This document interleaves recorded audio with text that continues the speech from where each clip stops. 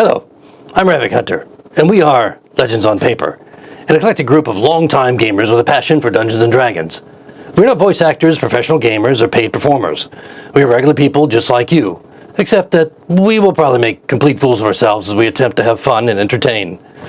If you enjoyed tonight's production, please follow us on Twitter, and subscribe to our channels on Twitch and YouTube. To find out more about us, please visit www.legendsonpaper.com. And don't forget, most importantly, to tell all your friends. Thank you for joining us on this epic journey as Legends on Paper presents the greatest adventure.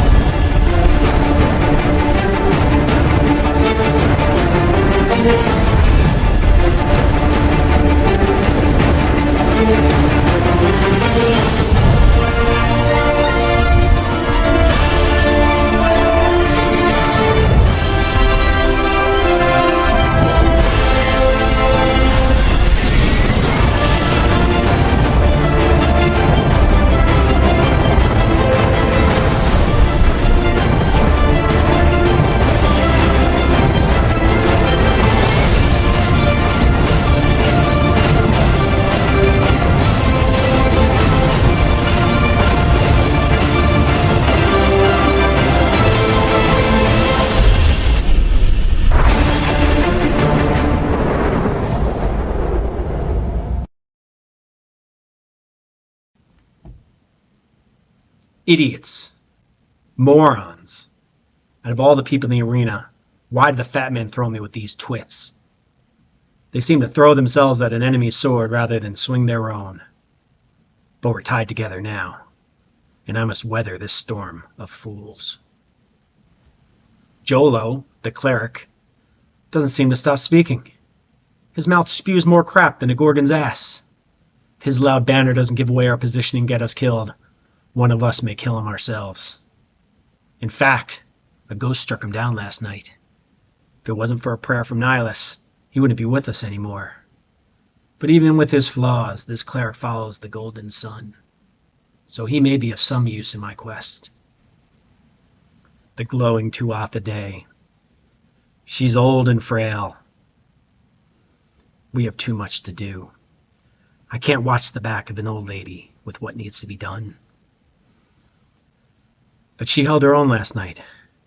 She did quite well with that short sword of hers. I was quite surprised.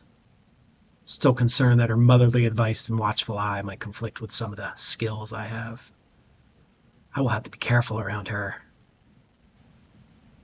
And the big blue one, the Atlantean, so haughty and proud, he may not agree with what I may need to do. You know, for such a quiet individual, he goes around telling everyone everything that we're doing. Might as well run around town shouting that we're grave robbers. I'll need to watch myself around him too. And Nim, the red-haired elf. When we came upon the shrine and faced the ghost this past night, she was erratic and all over the place. She ran off and left me manacled to Jolo. She tried to push a boulder on a spirit that floats through rocks. She only succeeded in getting herself crushed. And guess who had to save her? Me! With ghostly figures all around, I had to rush to her side and start digging her out. I've never seen such a bloody mess. She better have an explanation for leaving me and Jolo behind, trying to get herself killed. What she doesn't know is that we probably share a similar past. But she went down one road, and I fell down the other. That was your will. But even with all their failings, we managed to survive the battle. Jolo even called forth some blessing from Suna and cleansed the shrine. But after that redeeming act, we managed to piss off the Atlantean, earning him a blue fist to his smug face. None of this was part of my plan. Heading back to Yorwick was definitely not part of my plan, but it's necessary, because it's part of your plan. I need to find it, or else all will pay a dire price. I need to find it, where the heavens will rain fire upon the land. These fools don't know the importance of my quest. I don't think any of them have the will to do what needs to be done. But I do. And I'll do anything. Quiet. Someone comes, and the lady beckons.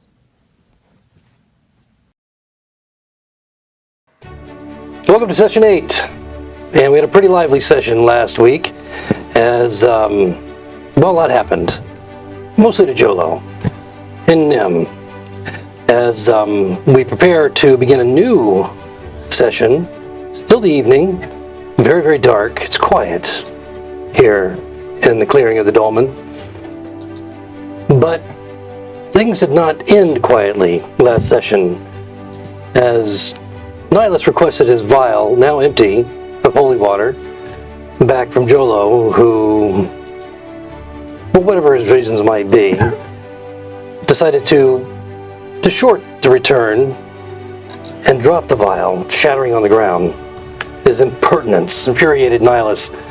It broke? I didn't know He made a swing, I made a roll, and it shattered.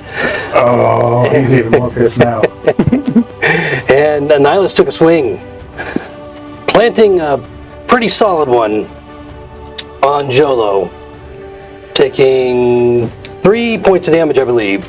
1 plus your strength. Is that correct? 3? You didn't tell us last time. Okay, no, I'm asking him what his strength modifier is. Oh, it's only +1, but I feel like there was a lot of emotion. I'm going to give you the extra one because of the rage. We're going to say 4. And so 4 points of damage to Jolo as he gets clocked by Nihilus. And that's how we begin the session here in the quiet glade of the Dolmen, where spirits rise and fall. And so does the cleric. What are you guys going to do? Oh, you deserve that. I think the cleric should probably fall and then rise, but whatever. I just kind of stare in disbelief at what Nihilus has done. Stay down. Stay down. No, I got up, remember? Oh, the fall and the rise? I mean, Suna has just cleansed the whole area of all this evil. And I, her very instrument, her very embodiment in this area, have now been attacked by Nihilus. And I look in shock at him, and I'm wondering, and even I'm saying, I can't read your face. I don't know what's going on inside your mind, but this does not seem normal. Well, you can't read his face because he's turned his back to you already and started walking away. It can be dangerous to turn his back on someone, but I won't forgive, and I won't forget, but I'm going to let this pass for now as I contemplate my options. Hildy's going to stick out her tongue at Jolo and follow Nyla. I'll follow behind Hildy. So as a reminder, it is dark at this point. Probably a good half hour or so past sunset. You are in a clearing, albeit not a very large clearing, probably about 60 feet or so across. And the once glowing stones that made up this dolmen are now gray and seemingly lifeless. They no longer have that crystalline glow to them that illuminate the entire area. So the only light source you have at this point is your dark vision, if you have it, and Hildy. How far does her light vision go? Right now it's just her aura. Right. Or? Do we need more light, dear? We have to find a big monolith somewhere out there. I can't see crap. You're gonna see me start fumbling through my bag for my lantern. I can take out one of those zebra manifolds and light it up. Oh, that reminds me. Oh wait, how long does the light spell last? Ah, that's correct. We did have a light spell We had a light spell cast on Jolo. Jolo. Oh, on my So shoulder. he's like a True. beacon, literally a beacon as he turns and moves. Very obvious target to anybody that would be, considering him such. But yeah, it's kind of a conal shape. On his right shoulder, kind of extending out 20 feet, but it doesn't illuminate the whole area. I really like that it said target and not light source. Do you still have them? The cantrip. Did you take them off? I mean, I took them off, but I still have them. I'm walking over and I'm saying, "Where's my manacles?" I'm thinking about dropping them, but no. You only had one of them, as I recall. You're gonna see me Right? start. I haven't dropped anything yet. Only one of them was yours, though, right? Only one. I'm going to hand over the non-zebra ones. And the key. Yeah, because There are no zebra handcuffs. I'm pretty sure I remember hearing somebody say that last time. No, It no. was you. See? I thought they. He agrees with me. I thought they were pink and furry. They were not that's me. even very. Yeah, actually, the light, in fact, is pink. That cantrip lasts, what, an hour? It lasts for an hour, and he casts it on him as we started going, like following him. So Yeah. depending on how long it took to get to the dolmen, Okay. Yeah. So it's coming. I mean, you're right up against the end of it. It's not a concentration spell, but he hurt his hand. He did. While punching Nim. The mustache, like just took up most. Oh of no, it was right in blow. the forehead. I mean, that was like it's the forehead? Yeah, planted right on. That's like my strongest part of my head. I'm strong-headed. Yeah. So that is not my forehead. Where are the horses?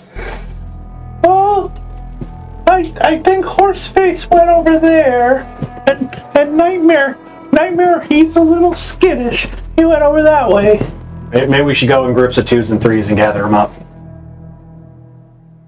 Okay. either way, we need to leave. The ghost warned us that the guardians were coming back, so we need to get out of here and start heading west as soon as possible. I'll go look for the horses. She warned us before Suna cleansed everything, right? Wasn't there an She did. indication that? What, do you want to risk it? I don't want to stick around to find out. I don't have much faith in your abilities anyways, so they might not have fully cleansed the area. Hildy will turn on her bright light to help us look for the horses. I'll go with Hildy since I can't see. It lasts for an hour. So. We have a light source from Hildy and Jolo currently, and of course Nim and Nihilus both have dark vision. Any other light sources? Nihilus Nihilus does doesn't. not. He has the aquatic vision. Not yeah. Can he just light a torch? Yes, of in course. his backpack. Yep. Is that the plan then? You guys going to go search for your horses? So it is still rather foggy, and so your depth of view, even with your light or your night or your dark vision, is still only about 30 feet at best. But it looks like the fog is beginning to kind of slowly drift away and depart back toward the edges of the forest. It takes you about 20 minutes just searching around. You find the horses have not gone very far. They've only gone about to the edge of the forest, a little bit in, and not any further than that. So you're able to find them fairly easily and meet back within 20-30 minutes back at the, in the central area where the dolmen is. What are you going to do for here? Head west. We need to go west. Okay. I don't feel tired anymore. We might as well just keep going. Yes, and to our audience, not only did consecration revitalize everyone and renew their spirits and their hit points, curing all injuries, and essentially the equivalent of a long rest in combination with a level up. So all of our heroes are now level 3, and all your abilities take effect immediately because of the fact that the consecration was just like a long rest to all of you, so you don't have to wait for an additional rest before you receive the benefit of your new abilities. So we'll find out what that brings forth in the coming sessions. So, gathering up all your horses, go ahead. Can I cast Mending on the vial? You can try. I'll cast it. Yeah, see if I can get it together. So you're dealing with the shattered remains of a vial. One break. That this is where it fell. With the after the consecration was now no longer just barren land and soil and rock, but now you had grass and you had more greenery around, but when it fell, sadly, my roll was not kind to it, and it managed to hit a rock, and so it shattered. It's a small vial. It's about something that would hold maybe a couple of ounces, and so you're dealing with a lot of shards. So if you want to take the time to actually search for each shard, All right, I'm not gonna. you can certainly do so. I will walk up to Nihilus and I'll hand him a flask of just regular oil, and I'll say, "Not all humans are as ridiculous as others. This isn't holy water, but and I'll just hand it to him. I'll walk away." Hildy will also walk up and hand him an empty bottle. I have these. I make potion. We can give one to Joel later. Well, I guess he would have thanked Styx if he hadn't walked away, but he'll look at him longingly as he turns and walks away with appreciation. Longing. Longingly might be the wrong word. I'm Longing appreciation. What kind of oil did you get him? He'll thank Hildy. Remember, water-based. Thank you, Hildy. Oh, Yeah, that's going to come back to haunt you. I think I prefer getting punched personally. So making your way back into the forest, heading west, you have no idea how far you are away from the Dolmens at this point. The Dormont, sorry. As the half-elves never quite had the time, or didn't take the time, considering the transformation of Jolo, as abrupt as it was, to give you any further direction other than to follow the trail that was laid before you. Jolo did a good job of leading you, Jolo the ghost anyway, did a good job of leading you this far. From here, you can work out which way is west, but you don't see any continuation of a trail of any sort. So you can strike out into the forest in a westerly direction if you like, or if you'd like to do something else, you can tell me as well. Are we able to ride the horses now, or is it Not in the, well, I mean, you can try and ride them in the forest, but just you knowing horses and just logically, it would probably be dangerous at night. Where this monolith was it just a small clearing? I thought we came out of the woods and this was like the beginning of the open plains. No, when you came, it was about a 60-foot wide clearing, but there was a whole lot more fog at the time, and so you could only see shadows of the trees in the distance. Clearing in the forest. Yes, and so you couldn't get your quite arms around how big of an area was until now that the fog is finally dissipating. Do I hear crickets? Passively, yes. Yes. I'm gonna You hear all kinds of night sounds. keep an It's eye out for some crickets. roll a perception. Where are we again? Would our horses chocolate? have been affected by the consecration spell as well, that they 21. now rested? Okay.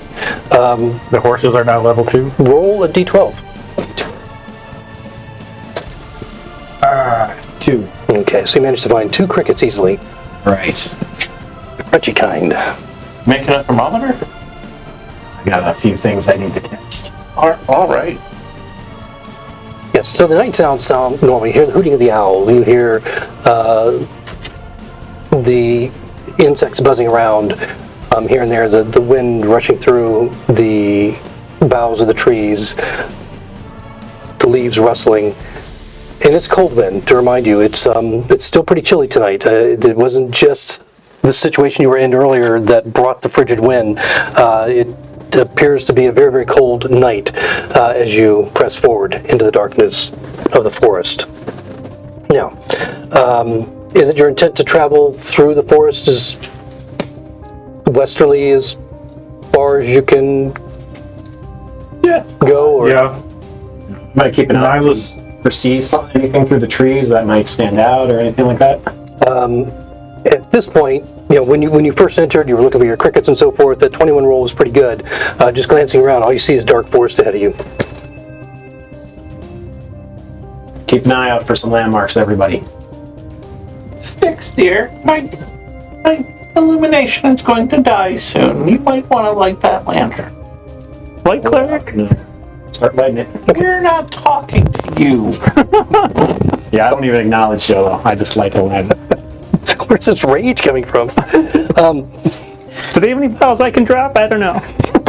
Can I get a marching order? Who's up front? Nihilus, our fearless leader. Nihilus will go up front. And are you all staying together? You're leading horses. Remember that. I'm staying away from Jolo. Who's bringing up? Who's behind? Or you can actually walk 2 by 2 if you want, but you're going to be kind of avoiding trees and ruts and so on and so forth. But I'll Who's ride next to Hildy, and I'll just be having a casual conversation about magic and stuff like that. so you and Hildy bringing up the rear? Oh, I don't believe in it. Is that correct? Styx and Hildy. Are we in the rear, or yes? Guess I'll be in the center. As usual. And then And I'll keep an eye on you. so Yeah, Nihilus Judy knows your and bounds. Nim, And, I'm happy to go up front. okay, so Nihilus, Nim, and Jolo up there? I'm more toward the middle Yep. center. Okay, so I got you We're kind of behind. definitely moving our horses in front of Jolo. As Jolo is left to contemplate recent events. The consecration mostly. Okay. As you move through the forest slowly, it's difficult terrain, just dealing with that just like you were previous to Jolo being possessed. It's rough going for a while as you're just trying to miss the ruts, trying to keep your horses from stepping in a hole. A badger moves by in the darkness, kind of startles you for a moment. But aside from that, nothing threatening as you pass your first hour. Is there anything that you want to do during this time as you travel? Nihilus will use his druid craft and ask me if she would be so kind as to let him know what the weather is like for the next day. Okay. Roll a d30. A 2. A 2. User never.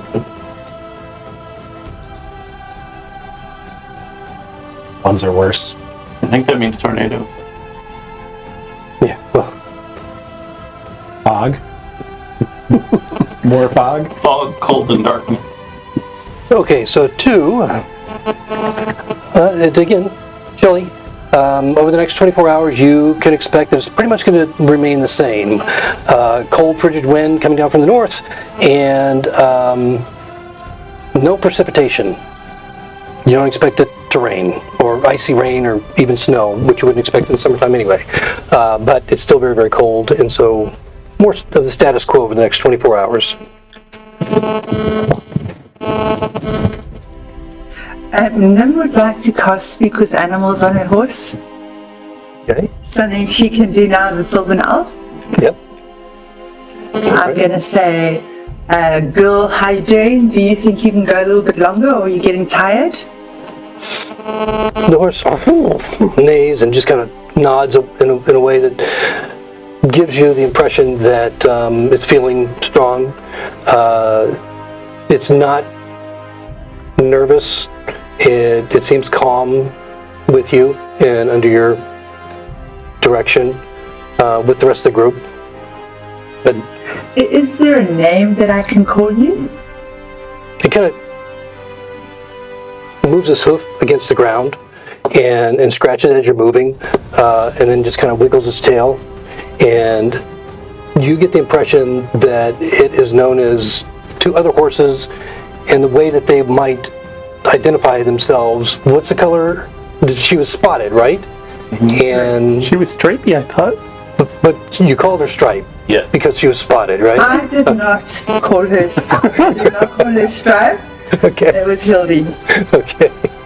So apparently the look and the color and any of the design craft on the horse's hide itself is a big identifier to others and visually in any case, aside from the scent. And so the way that it identifies itself, I guess, would be as the spotted tail. Because she's got a long, its tail's not spotted, but it's a very long, lustrous tail that she has compared to the other ones. So do we just see Nim like whinnying and Yeah, basically you see her, but kind of, you would have had to like listen because she's just not happening like, extremely loud or anything. I'm whispering. But yeah, she's kind of strange little movements, so it's a combination of movements and sound and so forth.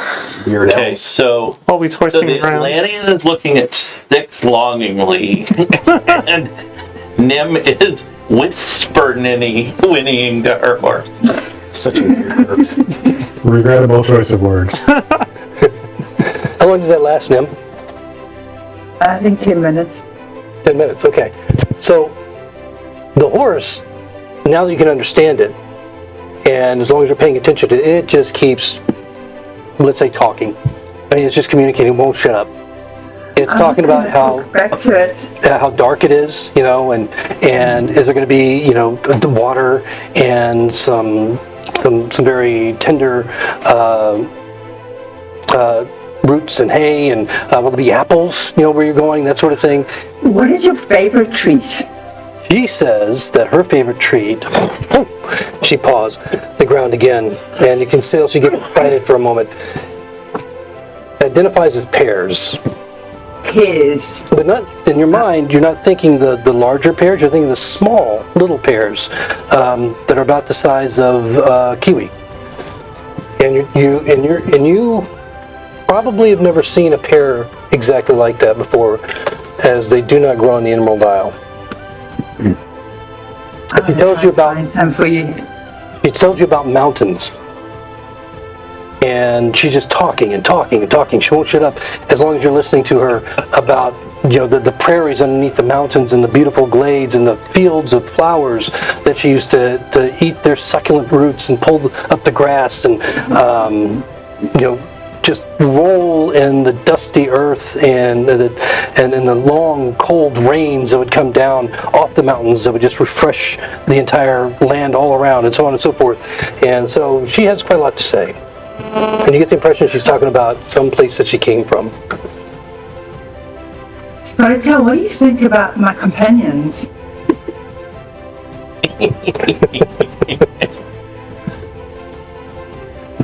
So Oh, the spell just ran out.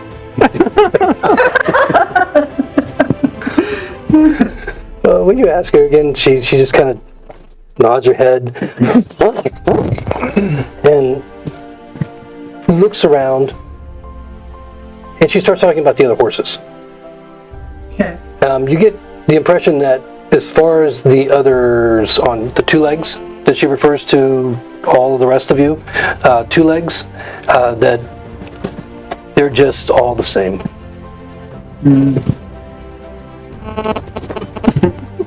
And which horse is the best? No, she definitely believes that she is the best. She has the prettiest tail.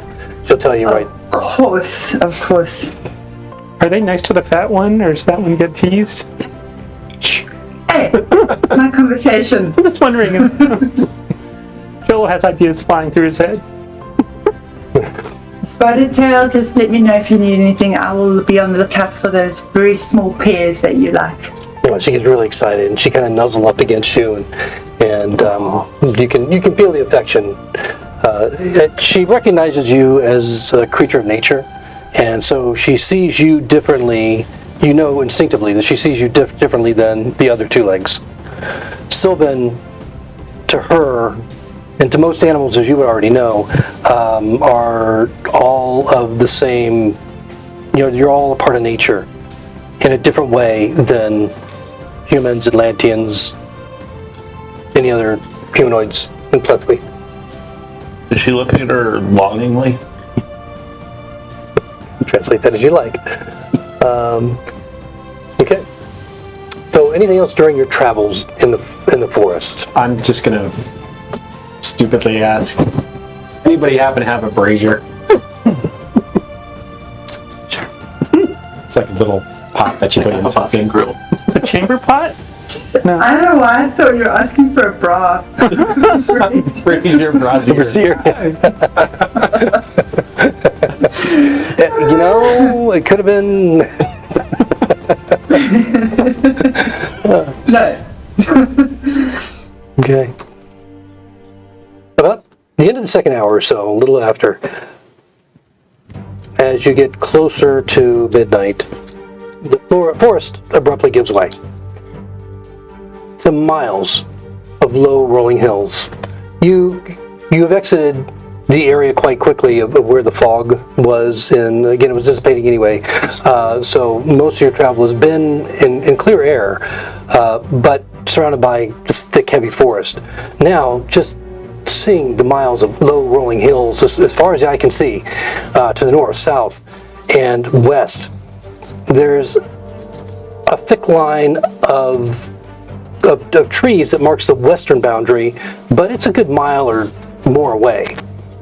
The terrain itself is carpeted with tall green grass that bends softly in the cold breeze, and you can see what appear to be small clusters of yellow flowers here and there that are like patchwork beneath the currently cloudless sky.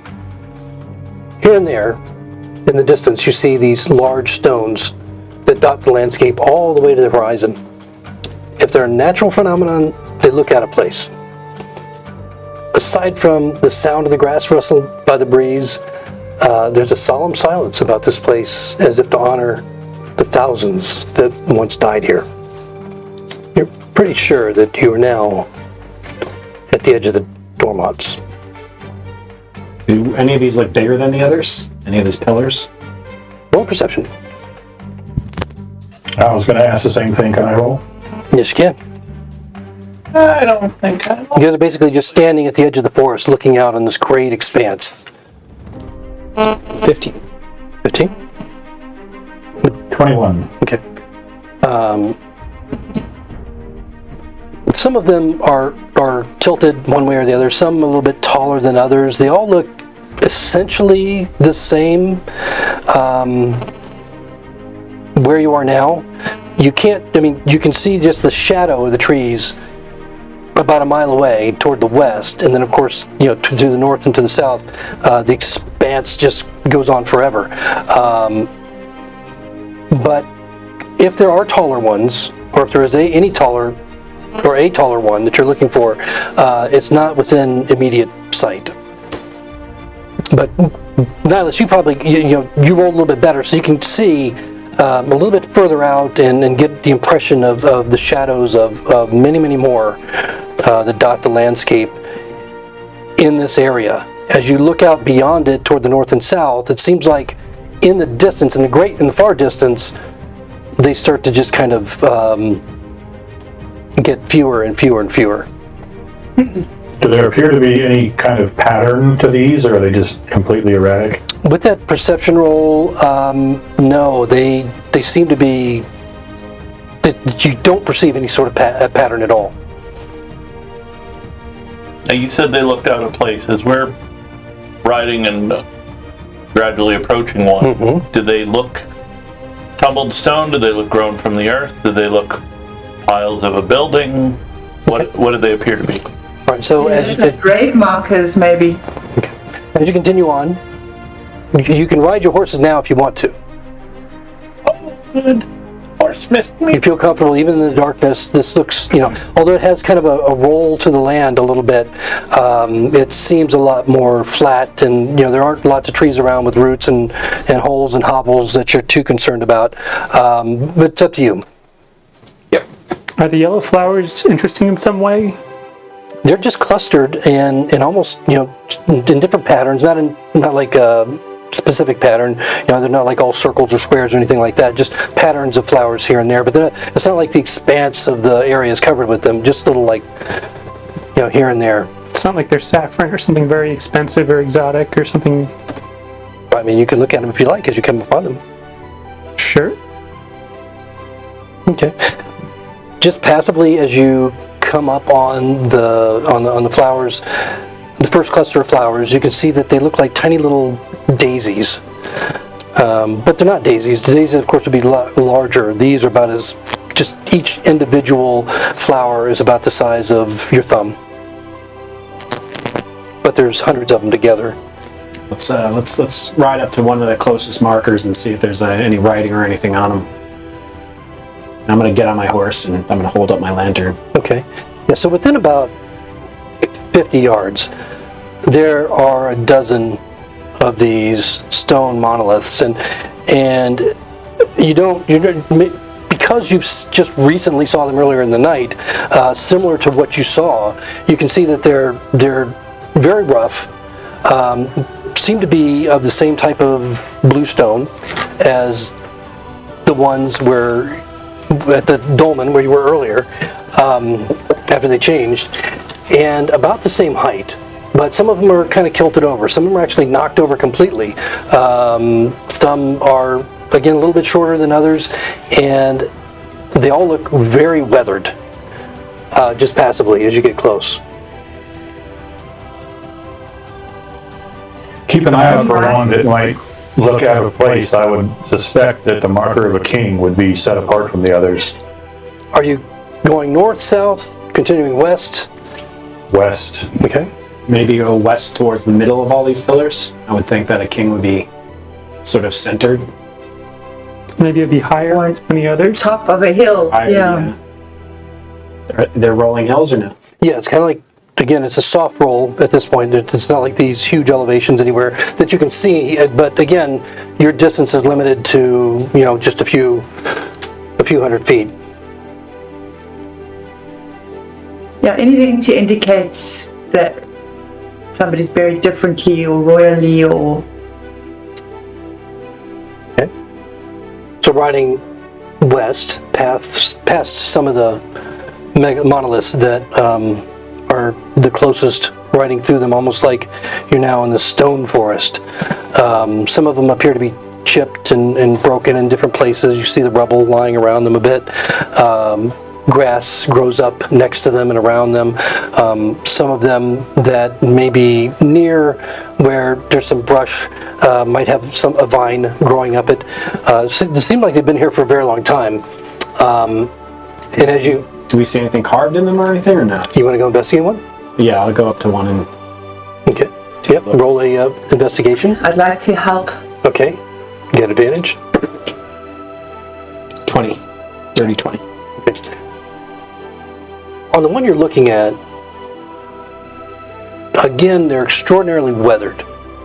And the way you shine your light, you're able to just make out that there was some figure at one time that was carved into the exterior, and there might have been some lettering, but even with that roll, you can't really make out what it was. It's that ancient. And feeling the wind, it doesn't surprise you. I see some carvings in this, but I can't make out anything. Can you tell the language, maybe? I can't read it at all. I'll look at Hildy, just assuming that because she's old, she might know better. I'll look at it. Oh. You can roll a perception. 16. 16, yeah. So you're not even able to make out any further. Very old, dear. That's what I thought. Friends of yours, maybe? No, they're much too young for that, I'm afraid. I guess we'll keep riding. As we're riding, you said some of them had like grass and vines growing up. Do we see any that are bereft of vegetation like the earlier monument we dealt with? Any that are like surrounded by no growth? Passively just looking around, I mean, because it would be kind of obvious, the ones that you can see, all of them have some sort of vegetation growing right up to it, if not on it itself. Some of them even have what look like moss toward the base that has kind of grown on the lee side, where the wind, on the south side of it, where the wind does not affect it so much. You guys are asking the wrong questions. Is there one that's made for the king that never was? Maybe it's the one that doesn't exist is the one for the king that never was. I guess we keep riding. Okay, continuing west. As you go, These stones bigger than the others. again, because of their angles and some of them being, literally knocked over, some of them being just kind of tilted a little bit, they all appear to be somewhat close. But I mean, just passively as you look at them, you would guess that none of them were ever exactly the same height. Are there any But that none you that think stand should out knock over? because they're so massive. Roll perception as you move through. You can only see about a couple dozen at any one time, relatively clearly Crazy. anyway. Would you roll? 20. Not, no, Okay. not. All right. Yeah, so none of them that you're passing at this time really stand out more than the others. Can I keep a lookout for that? Yeah, absolutely. Guess it's gonna take forever. Perhaps we should sleep. We're all We don't- well rested, right? Yeah, you're completely I don't rested know at where this we're point. going. We're not sure what we're looking for, but we can't see it in the dark. Might be, well, I'd say it might be safer to sleep in the day, but whatever you guys think. I say we keep looking. I'm ready to get this task over with. Yes, let's I'm with find you. what we can't see and don't know what it is. I'm with Hildy. Alright, we might as well. Okay. So another hour passes, and as you continue to walk through this forest of stone, and you don't just passively keeping an eye on the ones that are, visually close. You can see again, shadows of many more in the distance, but they all pretty much seem the same. Doesn't appear to be any kind of pattern to them as you walk around them and among them and through them. But at the end of that hour, with the opposite side of this particular stretch of the Dormont, getting closer and closer, and you can see that there's more of the forest beyond at that edge, at the western edge of the Dormonts. You see what appears to be a low rise that one single lone monolith, larger than the others that you've seen so far, stands alone.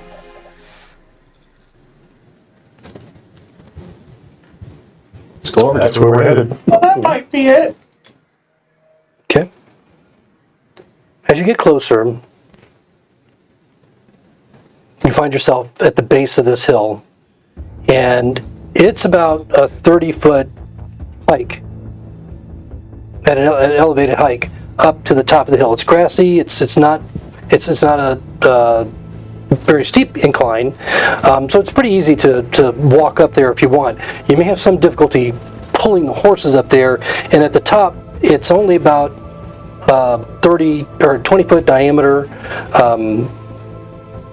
area at the top of the hill itself anyway, where this lone monolith is standing, and it takes a good portion of that up. So do you want to crowd your horses up there, or if you're going to go Does it look like a possibly man-made cairn, or does it look like a natural hill?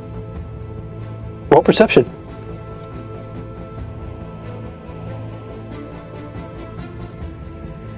Uh, 14? 14. It looks like a rise above the land to you, which is also called a hill. The ghost did say that there would be a tomb underneath the monolith where the king lay, so keep an eye out for any kind of entrance or marker that may be below the stone. Should we ride around it? I think Yeah, that's a just good idea. around. Okay. Riding around it only takes you a couple of minutes, and passively, it all looks the same. Grass covered hill, and at the top, of course, is the monolith. Think we push over the stone? Nim, Nim's gonna why don't you get up there? Well, let's Just at around. least take a look at it first before we go pushing anything over. Okay. So, what's your methodology? Are you going to go up to the top of the hill? Okay. Are you going to try and ride your horses up there, or I'm just gonna Is there dismount. a way to tie them? it's a small area up at the top of the hill? So they'd probably be mostly. If you were going to get on the top of the hill, your horses would have to stand on the side of the hill. How far away is the nearest Yes. pillar? There would be one, actually, in this area, it seems like there's a little bit of a clearance, and there's the closest one beyond that is about another 30 feet away or so. Want to tie the horses over there and Are there any trees, shrubs nearby? that No don't- trees here, no. Mm-mm. use some rope time to the pillar over there and then check out the main one? I'm sure they'd Yeah. appreciate the grass. The horses would be smart enough not to pull at the stones and topple them, right? Swallowtail would we? The horses seem disinterested in the grass. Not one of them, Nem, you would probably notice before anybody, none of them have, when you've paused or stopped, bent down to nibble at the grass at all. That seems odd. Hildy, do we have any carrots left? I do. I have some carrots. I have some potatoes. I have some sweet potatoes and some. Any pears? Why would I have a pear, dear? They're vegetables. I have some asparagus. That'll smell funny when the horse pees. And a big bag of beans. Give me asparagus to this guy's horse. Nihilus will reach down and rip a little handful of grass out and try to offer it to one of the horses. Norse it and shies away.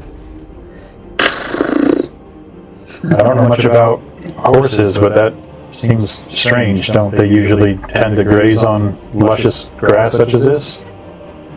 Hildy has 11 carrots left. She'll give each of the horses 2 carrots and eat one. They take the carrots eagerly. I'll try to take the carrots from the 2 carrots that he's going to give my horse, and I'll feed my horse. I'm trying to build a bond here. Okay. Nim's just going to tell Swallowtail to stay and start walking up the hill. Are you going to cast your spell again? No. So you just say it? I'm just going to say it. He just kind of looks at you. You see the eyes roll a little bit, and She's a new We can't thing, just- so I have no idea how it really works. You can make a picket line. It's easy. I'm assuming we can't just tie the reins around him. I have to use a rope. well, the monoliths are All right, I'll pull pretty big around. and I'll wrap it around, tuck Okay. it, and then we'll tie the reins to that. Okay. Yep. All right. They seem willing. They don't seem fearful, or nervous. I hope a troll doesn't come meet him. Good thing you're with the troll killer over here.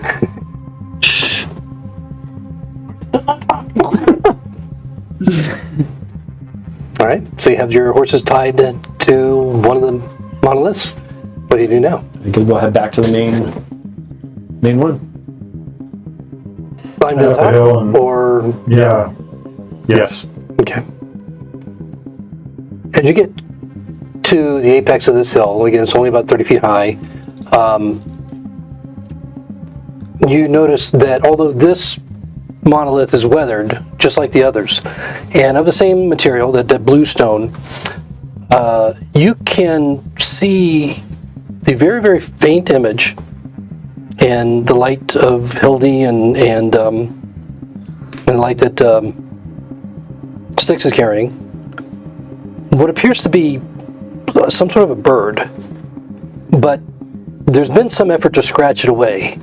But it was carved in so deeply that even the weathering and the efforts to scratch it away have still left the impression of some sort of bird. And there's a faint inscription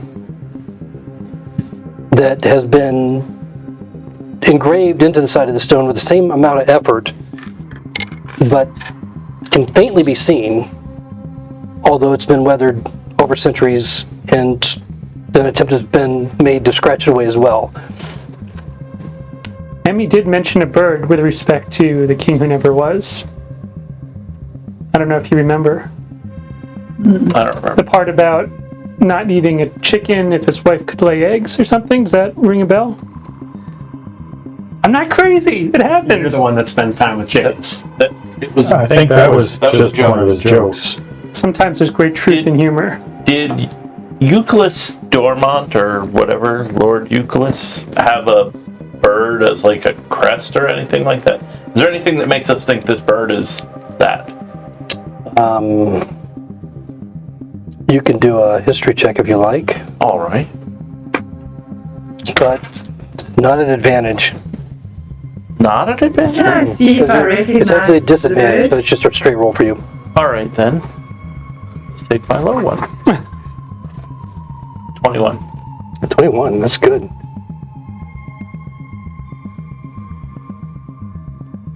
So, as a educated Twathaday, actually, there may be your feeling is that something. This is what you know. Looking at the effort that was put into this, the size of the monolith itself lends the impression that this is probably a notable person or a dedication to a notable person. Whether or not this is where Lord Dormont is buried, or if that's his particular crest, you have no idea. We read the words that are etched in there. You can make a perception roll.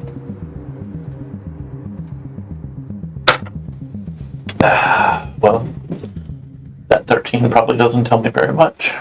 No, it doesn't. You're not able to make out. It seems like again, the Tower of Tongues does not help you read any kind of script. Just if you're concentrating on somebody, you can understand what they're saying.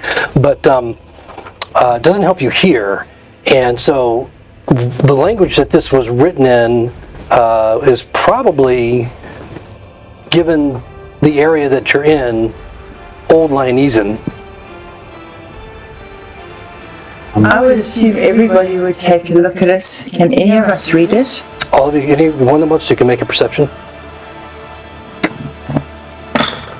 You speak Old Lionesian? What? You speak Old Lionesian? No. But it is a 20. Then dirty 20. 25 perception? Wow. The hell? 9. Not me. Anybody else? Nope. So Styx and Nihilus working, with the light and trying to see the symbols better. You can make out that there is an inscription, and you can kind of make out the words, and then extrapolating those to modern day Lionesian, which of course Styx you would speak. With those rolls, you're able to kind of sound them out and make some rough connections between the old language and the more modern language. And as best you can make out between the two of you, and this takes about half an hour of study and going back and forth, talking about each one of these words and how they might sound and so on and so forth. And of course, the intellect of the Atlantean, coming from a very educated background, at least you presume, also helps in that endeavor. And what it reads, as best you can tell, is, "Here lies Lord Euclid Dormont." And then the second part of it, the script changes a little bit.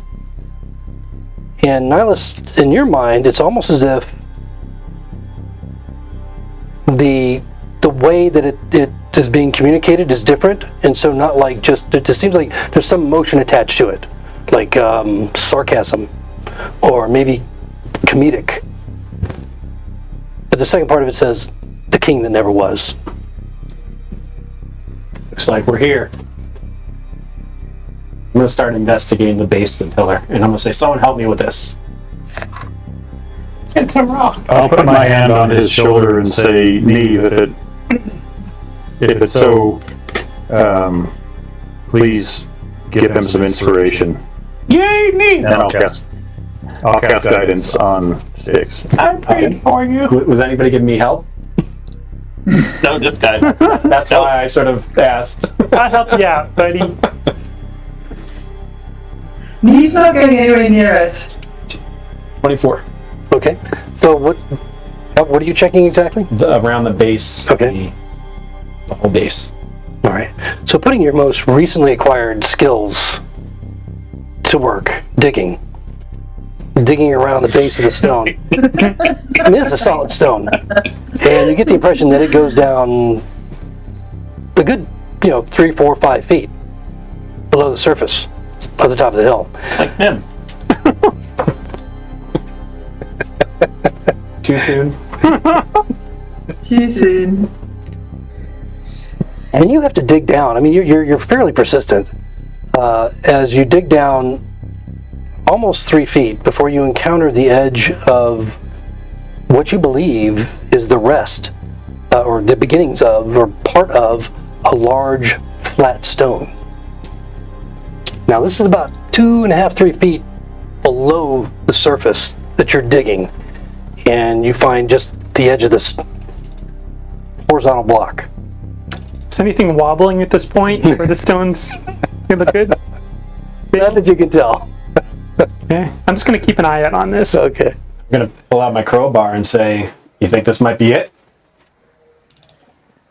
I think so. I'm going to pull out my crowbar and help. Okay. Stick it in. All right. Sticking your crowbar down, and what are you doing? You're trying to like lift the edge? Well, if I see Nim pulling out her crowbar, I'll probably help her Okay. do it because All right. I don't think my frail arms will. Roll in athletics. And if Styx is helping you, you have And advantage. advantage. Yep. Styx help. That is 23. Doesn't budge. Doesn't budge. I mean, I think must be pretty large. It's under 3 feet of earth. And you only have a I small think we area of need- it. I think we need to excavate it a bit more. I have a hammer and pittons. I can start trying to break through. Can we tell how thick this slab is? Is it? With that effort, you can probably get an idea that it's easily about 10 inches thick. Sounds And pretty. if we can fully excavate and uncover whatever this slab might be, the horses might be able to help us pull it off. Is there anything to tie onto it? Well, You want not to at this point. Hammer a pitton in and then rope it to the horses? I mean, I have a grappling hook. I believe I saw you pulling out earlier. We can maybe use those to hook around the slab and have the horses pull. Just get all the dirt on top of it off first and see what it looks like and how big it is. Maybe if we keep digging, there's a door. Or we could Or dig that. for 3 days and not find a door. No, let's not do that. So Jodo? the stones underground. Spade. The stones underground. Are the edges there, or we need to? Well, that's what you found, an edge. Oh, an edge. An edge. Oh, Just okay. a partial All right, then yeah, edge. then we'll. Yeah. I guess we'll start digging to get full slab. Yeah, however big this thing is, it's got the rest of it has 3 feet of earth on top of it, and you probably dug out about maybe a 1.5 to 2 feet of area. I can help us dig if I sleep. What? Didn't you just sleep? Well, didn't we get a full rest, long rest? Yeah. Yes, but I again, my brain is full. I need to just go to sleep and empty it. How long do I think it might take us to dig? Roll an intelligence. 10? 10. You have an A hour. long time Dig. is the best you can come up with. It's going to take a while. This is the best you're able, because you have no idea how big this thing is underneath. So maybe we should just, sit for a while and rest and take a break. Well, Maybe we she should can just. sit and rest while we dig. Yeah. Maybe we can dig some random spots to see, every couple feet if the slab still is extending to that distance. I guess we keep digging then. You dig. Here's the sweet potato. These are the perfect vegetable. They're very nutritious. I'll take it and I'll go, why don't you rest while we dig? Everybody else going to pitch in and dig? Do I have anything that would help me dig? Nihilus Hildy is going to. is going to remember the chiding he got from the half-elves and Rolo back in town and just shake his head in embarrassment. Okay, so you're looking. Okay. 8-hour rest, I assume. Long rest. Yeah, it's a long rest. So you're looking at 8 hours to be able to do that. So just keep that in mind. It may take them 8 hours to excavate if they, if that's not, they don't know yet. So sorry, you guys are going to start digging. What's your methodology for digging? Just Crowbar? Yeah, I don't have a spade. I have to be honest. no one has a shovel. Okay. All right. Spade, no shovel. I have a crowbar. Emmy had a shovel. How far is the tree line? From where you're standing, as you look Tree around, it looks like the tree line is. It looks like you're in the center of the field, and so the opposite tree line is the same distance as the tree line you just came from, which is a good hour travel on horse. No rocks, logs, branches, trees, anywhere Monoliths. in sight. I'm A gonna, whole bunch of monoliths. I'm gonna lie my. Are there any small, like There's brush. There's bushes. rocks, and anything that help, like like a branch or like a rock that I could use to Solo's help shield? dig with. I'm gonna lie my Use our jacket down shields on what to we've dig. uncovered. Sure. Use my crowbar to push the sand it off onto the blanket, and then when it's got a big load on it, I'll say, "Help me pull this up." And we'll wrap the blanket and we'll pull it out. We'll keep doing that. And I'm just going to scrape with the shield. Where the blanket's on the floor, and then I'll use the crowbar to push the Oh, okay, you're going to use it kind of as a wheelbarrow, but and just use the- okay, got the it. blanket. Okay, yeah, to move the earth away. You could probably find some of the monoliths were cracked and broken, so you'd be able to find a shard that might help you. You know, it would searching around in the darkness. It may take you a couple minutes, but you'd be able to find one fairly easily. As you begin to dig, again, you realize, of course, that this thing is about 3 feet under the ground and going around the edges, starting on one end and continuing to go. After about an hour, you realize that it's probably going to take you another couple hours. You discover a corner, you discover another corner, but there's still a lot of earth to move.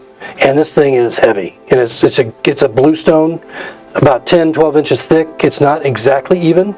And so in some places a little thicker, some places a little thinner. But once you're getting an aspect of size at this point, and it looks like it's probably a good 8 feet in length and a good 6 feet wide. And so it literally, going out from the monolith itself, goes all the way to the edge of the hill. And so I guess realistically, would we think we could excavate it? well, you know that in a couple of more hours of digging, you can get it cleared of earth. And then, however you want to go about trying to lift it or whatever, or break it, or whatever you want to pull do. out my hammer, my pit, and just start hammering in, trying to crack it Okay. near a corner. See if I can crack like a corner of it. It's only 10 inches deep. Maybe I can. Okay. Roll in athletics. Are you doing this before you finish clearing it out, or Well, you said we got most of it. you get about a third of it? Sticking to the corner, so Okay, it's all right. easier. So the first corner you excavate or remove the earth off of. No. 3. Okay. I mean, you chip it, but you've got a thick corner. I'll look at Nim. No fear, go over. Okay. I don't think it's wise. I don't think it's wise to desecrate this any more than we already are. I say we just try to leave it in as single a piece as we can. Once we get it fully cleared of dirt, we can try to pull the thing off, but I wouldn't want to destroy it. They don't really feel anything. It's not that I'm worried about. I've done some stupid things. I don't want to list grave robbing and desecrating to that. Hey, Red, you detected some undead back there. Can you feel anything now? Then puts her senses out and tries to see if there's anything that she can feel now. Okay. So what are the limitations of that? Of your sensory, the perception? What does it go through? I mean, what's the distance? So 60 feet. Anything not behind total cover. I should be able to see anything affected by the Hello spell or anything celestial, fiend, undead. Okay.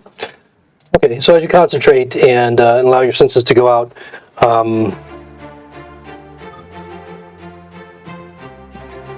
focusing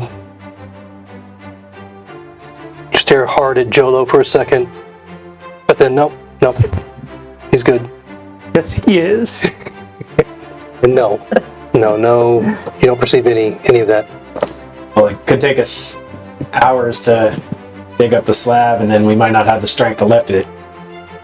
Right now you're about midnight, so if you're traveling across the Dormont and getting to this point, digging up the first hour, you're at midnight. Can we dig sideways to the hill underneath the slab? We could just come upon a wall of stone. Which would probably be easier if they're smaller stones. There might still be something under here, Sticks. It's just that I won't be able to detect anything if it's covered, so could be. I understand you don't want to do any sacrilege here, but we could be here for another 10, 12 hours digging. Are they getting the We impression don't really have anywhere better to be. a big slab on top of a smaller thing, or is it like wall to edge? At the corners where they have... Right now you've only pretty much just dug out just the top portion of it. If you want to kind of dig out on the side, and focus on that for a while, it's up to you to see, what might be below this slab, at least in the area.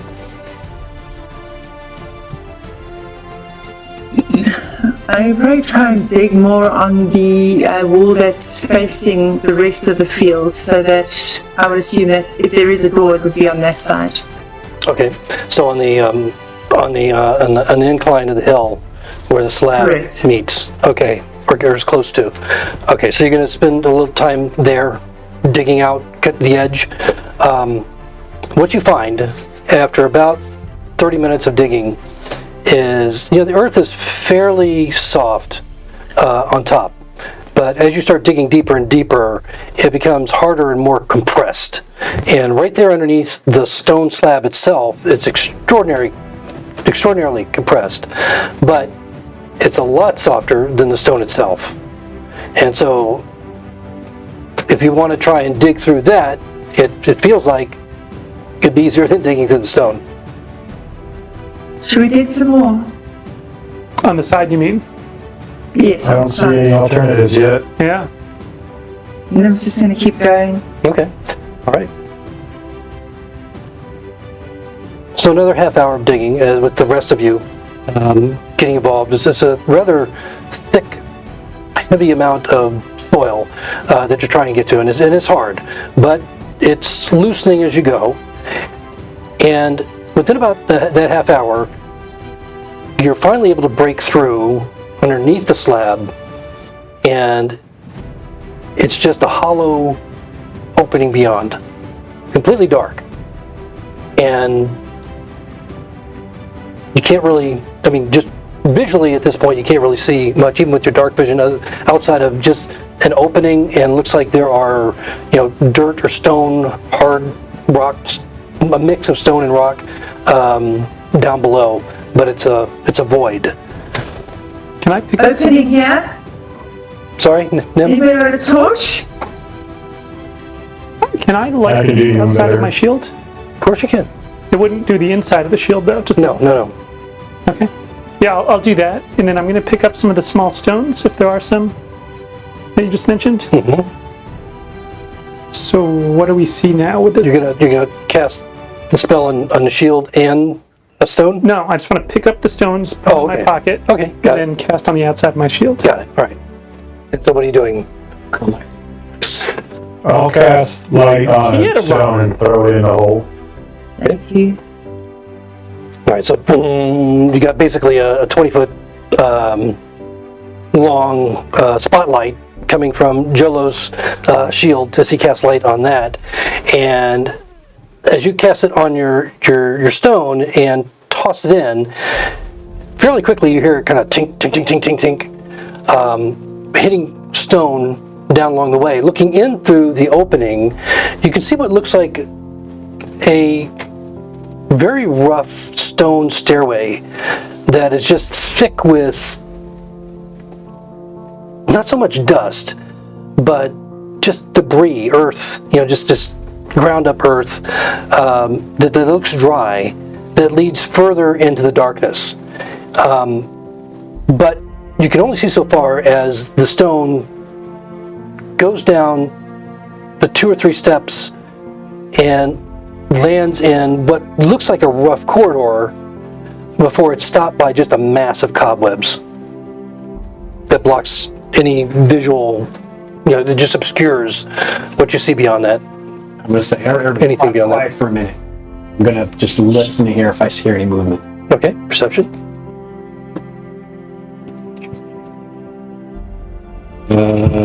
10. Okay. I think we're good. Quiet as a tomb. I think we're good. So we've got space to actually go down into the No, not corridor. at this point. You just got a hole about like that that you're looking through. And I'm going to just keep digging until the hole's big enough so we can actually get through. Okay, so that's you're looking at probably as thick as it is and as hard as this earth is compressed by the heavy stone and time. You're probably looking at about another couple hours to get a large enough space that you could wriggle through one at a time. Guess we'll do it. I'm going to dig until someone has a better idea. Right. So with combined effort, by about 3 o'clock in the morning,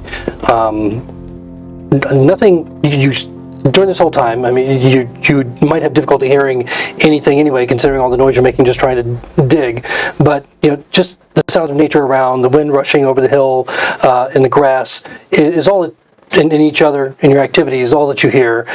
Nothing specific from inside, underneath the ground, and wherever this corridor leads, if anywhere. And you're able to get to a point that you excavate enough earth that you can crawl through. The stone slab is on top, so you'd be crawling under it, and then lowering yourself down to where you see that there are 3 sets of steps. And the steps are coming from your direction, as if maybe at one time the flat stone was just simply the top portion of the corridor. And what you excavated may have at one time been an opening, not a door, but just an earthen opening because of the way the stairs are oriented. And so if you wiggle through there and go down, you'd be going down the steps. And then, of course, you'd be faced with cobwebs immediately. So when I told Hildy to go up and rest, did she actually go up and rest while we were down? Yeah. Then I'll say, wait a minute, and I'll go up to her. Thanks. How long were we down there for, digging and stuff? Well, since the time that she went, it's been about 4 hours. 4 hours. I'll just gently wake her and say, do you need more time to sleep, or? Make a lot of noise. I slept a little. Not enough to help, but Do you need more? We're not. no, I might as well come dig with you. Yay me! I think we've got an opening, so Oh, good. Then I don't need to sleep at all. I'll go back to the group. Okay. Hildy, as you awaken and you walk with sticks over to where this opening is, as soon as your eyes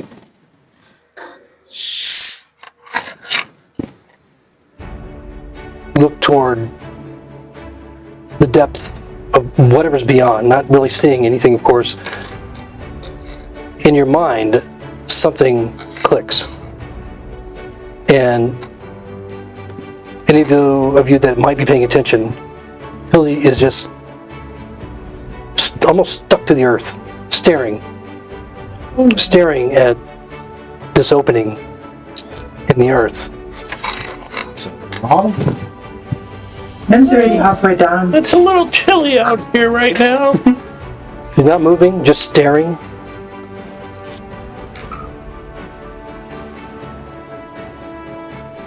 And then, a moment later, she begins to choke.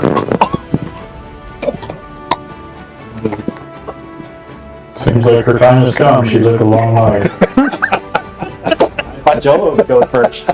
Not it. I'll start trying to help her.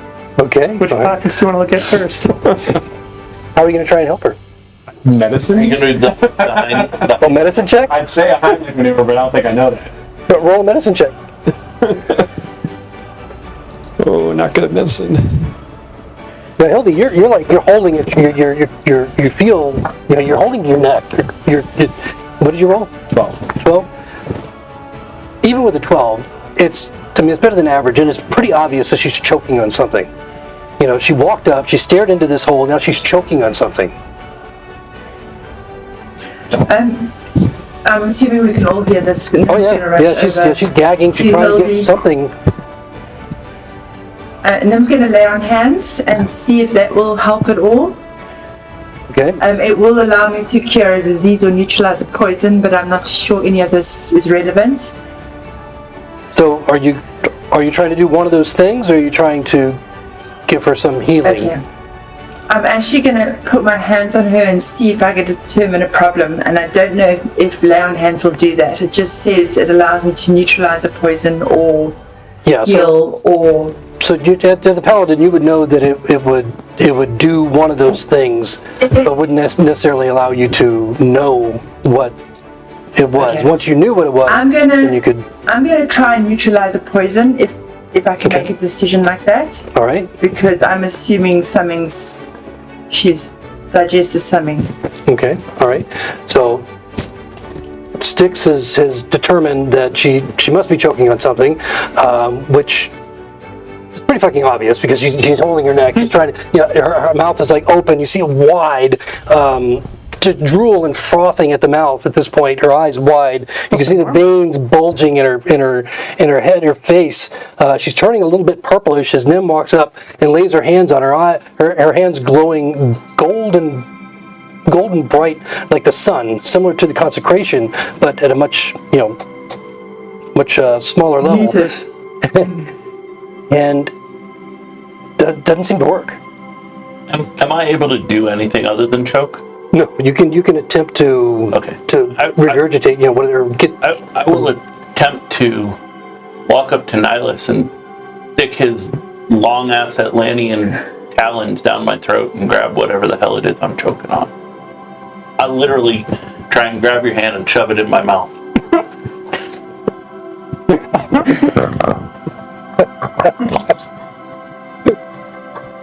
I'd like to give her a slap on her back as well. Okay. All right. So, Nihilus, she's trying to shove your hand in her mouth. I mean, it's obvious she's choking.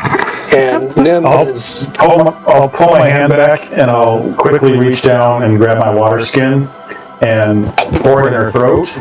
And at the same time, I'm going to say, Pontus, help me manipulate this water, and I'm going to use shape water to try to push the water down. Push the water down, okay. I can manipulate water to animate the direction. Okay, so you're forcing the water into her throat.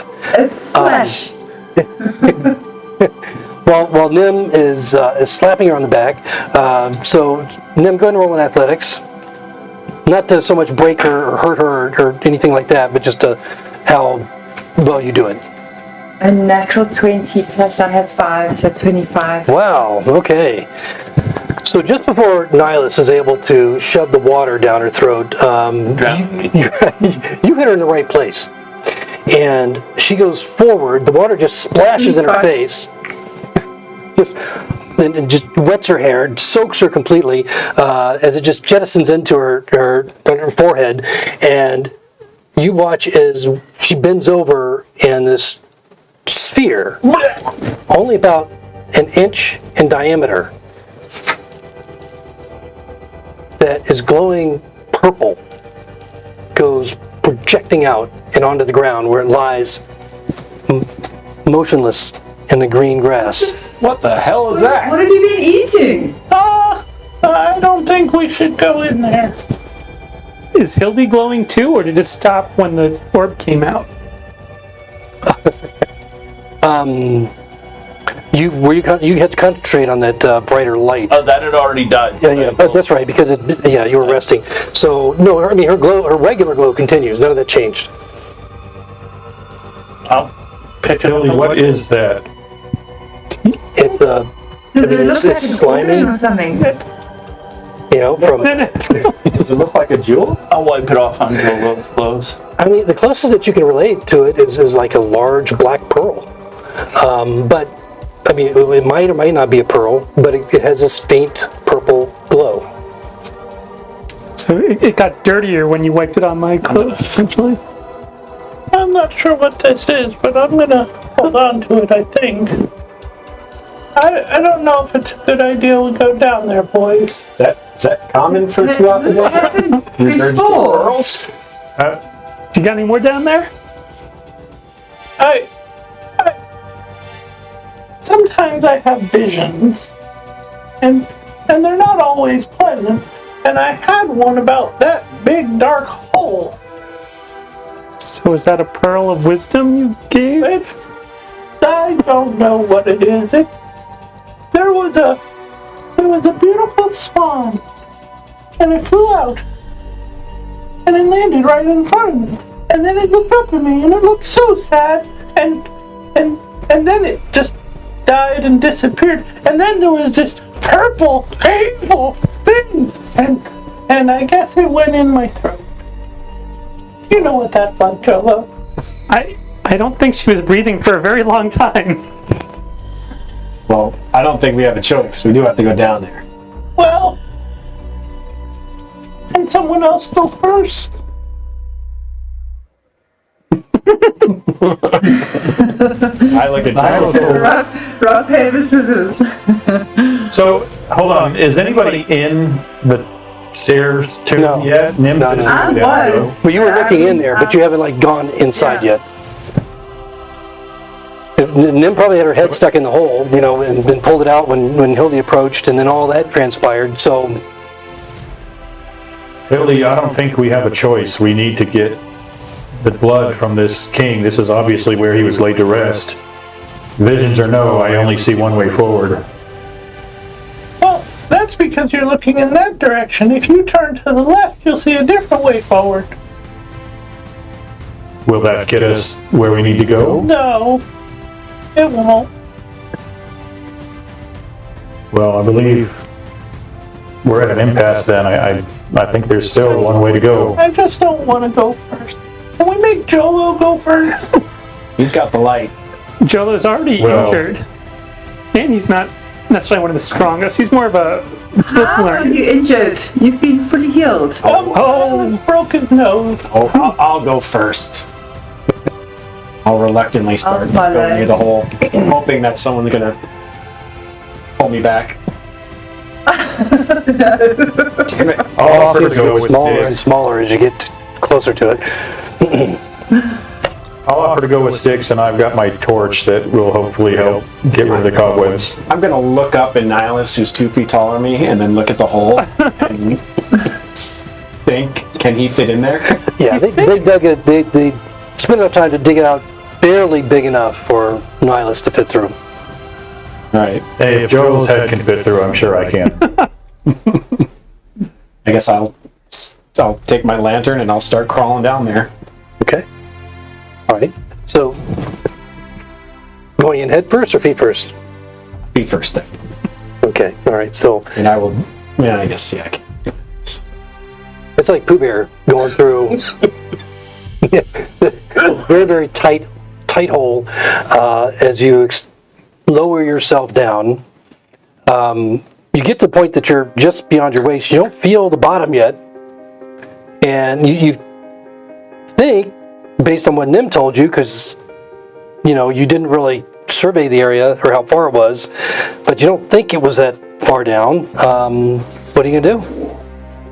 Is my light stone still shining down there? No, not with him in the way. He's No, but for him to see. No, he's in the hole. His butt's in I the hole threw and that- his head's outside the hole. No, I threw the stone that I cast light on down into the hole, so is that still down there shining for him? Oh yeah, it would be down there shining, but you can't see anything because he's in the way. Pooh Bear in the Okay, hole. that's fine. He's on legs first, so he wouldn't see either. Yeah, because he's got the hole plugged up. Fair point. I probably got a little bit of space around it because it is slightly larger than him, but not enough to see anything detailed. So, drop down. Yep. Make it We safe. tie a rope around him or something before he goes down. He just Come on. went. Oh no! 7. Okay.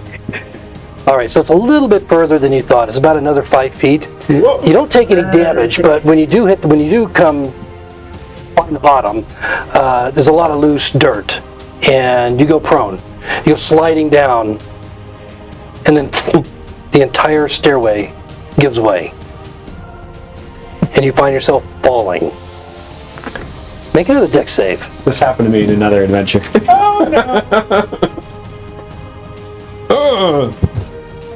The stairs were stone, right? Not wood. 13. Okay, so as the stairway falls out from underneath you, you find yourself just falling in the air with the stones and Grab onto it? rock. Not with that deck save you didn't. Are you Your sweating? fingers just go Well, I crawling know. down the edge of this pit. The whole time I'm thinking, damn it, I had to say I'm going first. I'm never doing this again. And when you hit the bottom, it's a jarring drop, but it seems like it's pretty clear. There's no debris, there's no spikes, there's nothing like that. But as you hit the hard earth, you take 5 points of bludgeoning damage. And looking back up, the rock that Nihilus threw in is now down with you. And so it's illuminated the entire, you see that there's the rubble from the stairs that's fallen all around you, but it looks like it's about 10 feet up. Just to the top of where the stairs were, another 5 feet to the bottom of the hole that they made. My sword is drawn and I'm just listening and looking for movement. It's about a 10-foot square, roughly, pit, and it's devoid of anything except what I just described, as far as you can How far see. down is it? 10 feet? 10 feet? Yeah, just at the top of where the stairs were. The coin's down there. I'm Yep. gonna put my lantern in my backpack and climb out if I can. Okay, all right. What are the rest of you doing as he goes falling down? Yelling. Are you alive? You're gonna hear me go shh. I'll take out my grappling hook with a rope tied to it and see if I can connect it to the monolith or something and drop the rope down. Okay, the monolith is the closest one is 30 feet away I think you mean from the hill. What about the main? The big one? Yeah, the main king one. Oh, okay, that one. Okay, so you're gonna have to. How long is your rope? Well, I have 2 lengths of 50 feet, so I can Okay, tie if I all need right. more. Yeah, so that should be enough. That should be enough, 50 feet. And so, while you're preparing to do that, go ahead and make an acrobatics to see if you can climb out of here. Climb out of there. Oh, acrobatics. You can do it. Damn it, I'm not doing well today. 7. Yeah. No, 9. Right, no. As you start to try and climb up the side, it's just like the earth is just falling from the places that you're grabbing. You're not able to get find purchase with your feet or your hands for long enough to just pull yourself up. It won't hold you. You don't take any damage as you slip back down, but you feel pretty stuck. And it's not too much longer after that when Nihilus, you're in a position where you can throw the end of the rope down. And you can see, I mean, if you're looking, if your head is in the hole, you can see the pits right below it. And so it's from the bottom of the hole, it's 15 feet to where he is.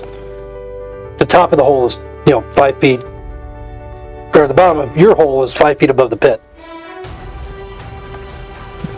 Is there a cavity around where he is so we can all go down and go and explore, or is it just like this tiny little area?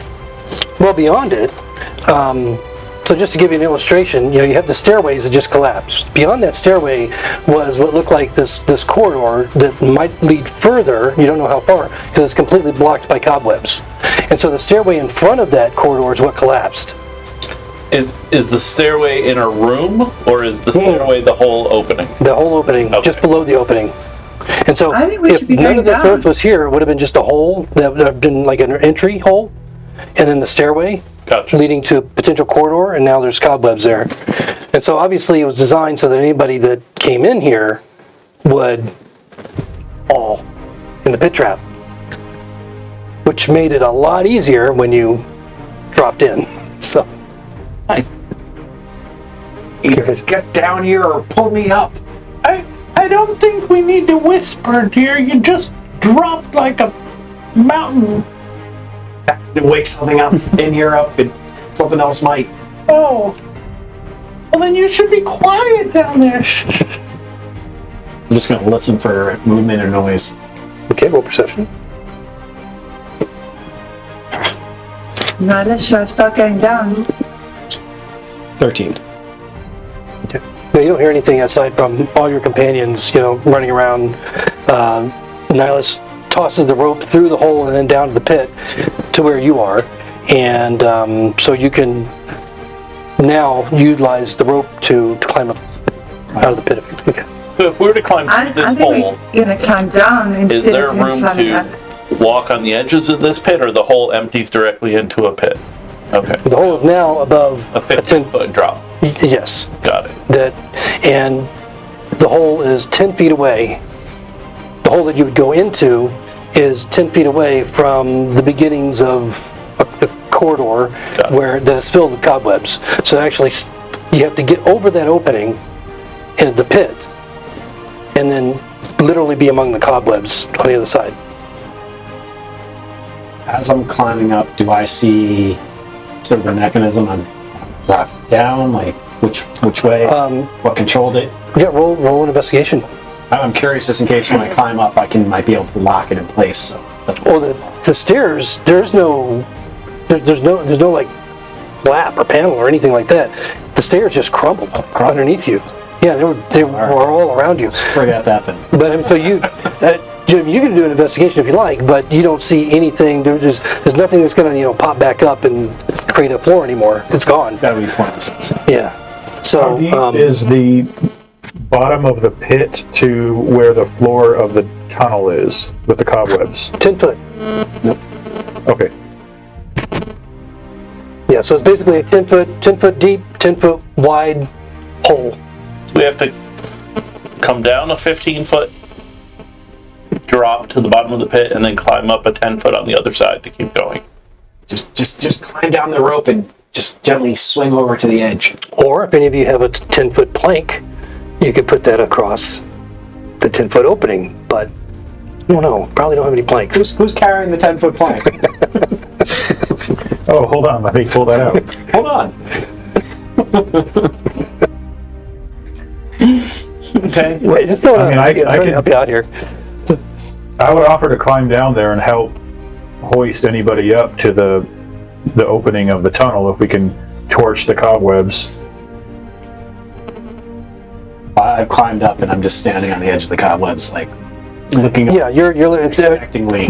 You could have easily climbed it, but you could have climbed to the side where the hole is that you come in, because it's 10 feet. Because the rope is dangling through the hole and then down the pit, and so you would have to release the rope and shimmy around with your hands on the edge of the pit to get to the opposite side of the pit where the cobwebs are leading to the corridor. Because the rope is not hanging like straight down; it's just hanging on the opposite side of where the cobwebs are. Because the opening of the hole, is on the opposite side of that. So I'll climb up and I'll just wait from there. Okay, so yeah, so there's a little bit of one person could probably stand there without, or at least sit there without too much trouble, below the hole and at the top of the pit. Anybody else coming in is going to be like right on top of you. I guess I will use the rope to sort of just swing over to the other side where the webs are then. Okay, that's going to be, you could try that. Does it seem like it would be easier to actually just climb across Sticks. the edge? Well, I can climb down there with you and help hoist you up. Maybe you should do that. I can climb all the way down. I'll start climbing down, assuming he went back down. Okay, so Styx is going to be back at the bottom of the pit. And Nihilus, you're going to follow him down, and then the two of you at the bottom of the pit, you're going to... Okay, got it. All right, so that's probably the most easiest way, with sans any plank that shows up, to manage to hoist yourself up to the other side, except for the last person, which you can work out. But yeah, Styx, you're able to easily assist him to the opposite edge, and you can just lift yourself up without any roll. And as I'm there in the top, I'm gonna ready a firebolt if anything comes out of these. Okay, I mean, you're like, your face is in the cobwebs at this point. So you're among the cobwebs if you're going to stand at the edge of the pit. I got it. I know Okay. where to go. Right. You can't see anything beyond that, but you can see the webs are pretty thick here. So you have no idea how far they go back.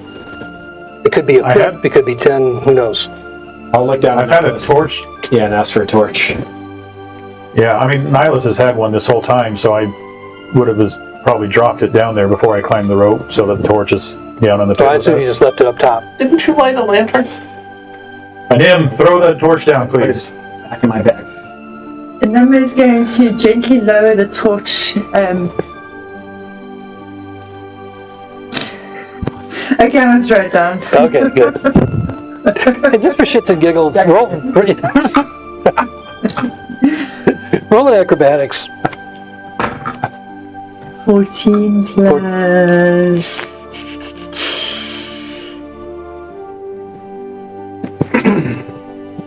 15. Okay. All right. So you do it reasonably competently, and Nihilus sees it comes in and is able to avoid getting hit by the torch. What do you do with it? I'll hand it to Styx and tell him to torch the cobwebs. Okay. Start slowly burning them, waiting for them to come down. All right. And I mean slowly until they start. Well, as soon as you start to light up the cobwebs, it's almost just like a chain reaction as it goes further and further back. The cobwebs lighting and lighting further and further. The smoke from the torch just kind of billowing out from the opening, as that's the only source of air that you're aware of, but that's certainly where the smoke is going, back out the opening. Not creating a tremendous amount of smoke or anything, but a little bit. But you're able to clear out about a 5-foot section of the cobwebs fairly quickly. Hildy, you ready to go down? Yeah, I'm not staying up here with him. No. And I was going to see if she can help Hildy down. Okay. So you guys are going to basically utilize the same Yep. pattern of, okay. So, Be careful, Lip. and are you going to burn away any further cobwebs at this point? Or are you going I'll wait for the. Okay. So basically you got where you are right now, Styx, is about a 10-foot wide section, and you've burned away about 5 feet of cobwebs. So, so you have a 10 by 5 foot area where people can start to, the rest of your party can start to congregate. That would pretty much accommodate 2 people. So to get the rest of you up there, you would have to burn out some more of that corridor. As they come up. Okay, all right. Okay. And now let's show the last one that's going to come up. Wait, did I go? Yeah, I I mean- went down too. I assume you're going down too. In case we all. Yeah. Okay. I smile and say, thanks, buddy, when Nihilus helps me up. Does he help him up? He does. Trying to think of something else. It would be a very reluctant and grudge-filled push to get him. I would just push him hard and quick up. And then considering I'm 7.5 feet tall, I would assume my arms could reach up to 10 and they could pull me up. Yeah, they can help you get up at this point. We won't belabor getting through You weigh? this bit. Not much. Jolo. Styx is limping. If you do something healy for him, maybe we'll talk to you again. Well, of course I'm going to help Styx. He's my buddy. There's only a couple minutes. I will cast. I'm fine. Wait till we face bigger problems. They say my problem is that I care too much. Just let me know. I gave him a wink even bigger than the one I gave to Nihilus. I'm just gonna start the webs. Okay. I'm going to cast a pale pink on the outer part of my shield as well, so I can see. Okay, you're going to cast another light spell?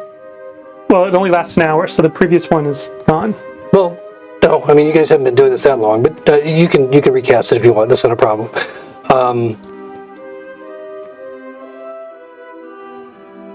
Aside from the scent of the smoke from the torch burning away the cobwebs, you haven't seen any spiders yet.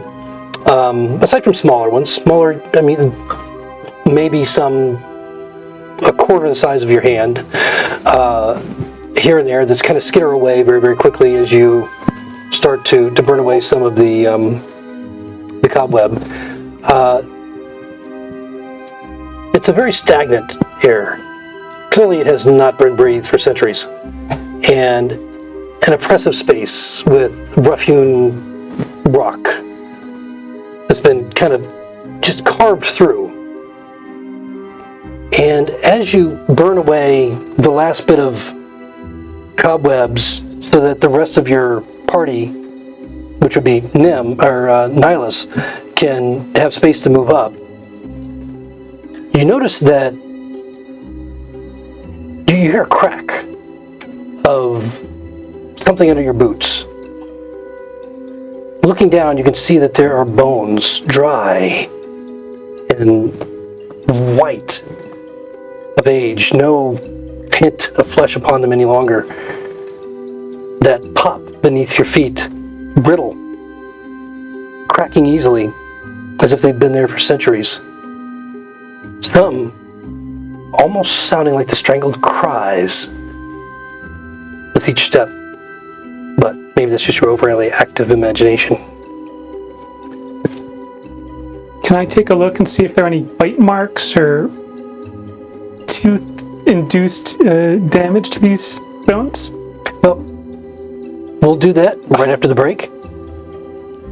When we pick back up, as the last bit of cobwebs are burned away, you can see what looks like in the distance that you can see further with the torch is more clear. The cobwebs are now disintegrated, a path of these bones leading off into the darkness, and we will pick up with that after the break.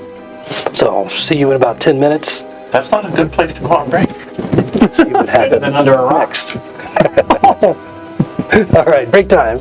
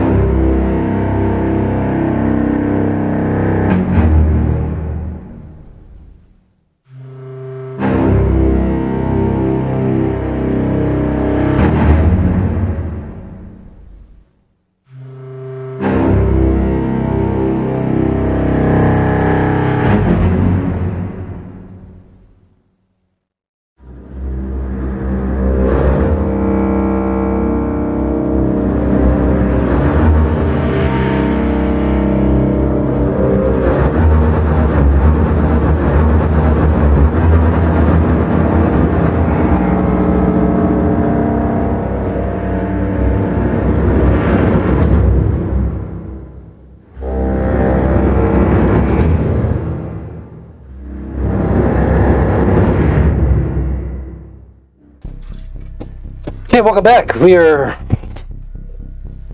coming back from our break, faced with the prospect of a dark corridor leading further underneath the monolith, where Euclid Dormont, the king that never was, is presumably interred. We'll find out. For as the party has managed to get to the other side of the pit that Styx fell in, lowering himself down underneath, inside the hill, clearing away the cobwebs, and gathering together once again, not far ahead, you see that the bone pathway that leads down in the darkness beyond the 20 feet or so of the light that you carry. The bones crunching underneath your feet as you stir and move, prepare to go forward. You hear what sounds like hollow logs and sticks moving together. And then just at the edge of your light, you can see a skeletal figure rising from the bones in the pathway. Oh, hell. It appears to have once been human, but it wears no clothing or armor, only a small sapphire that seems to be set in the skull, in the skeleton's sternum. And although the creature carries a rusty sword in one hand, it doesn't immediately move to attack. Instead, it speaks in a harsh, otherworldly voice, as if drawn from a distant grave. I am Sir Rife Turnbull, Royal Protector, tasked as the guardian of this tomb. Speak the name of the usurper, and I stand aside. Show you the map. And I'm just going to look back at Ildy. Probably that bastard Merlin.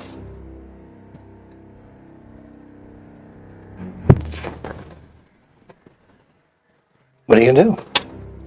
Oh, she said that out loud. No. Well, the figure doesn't react. It's standing there coolly, waiting for your response. Would the usurper be the king that is currently on the throne?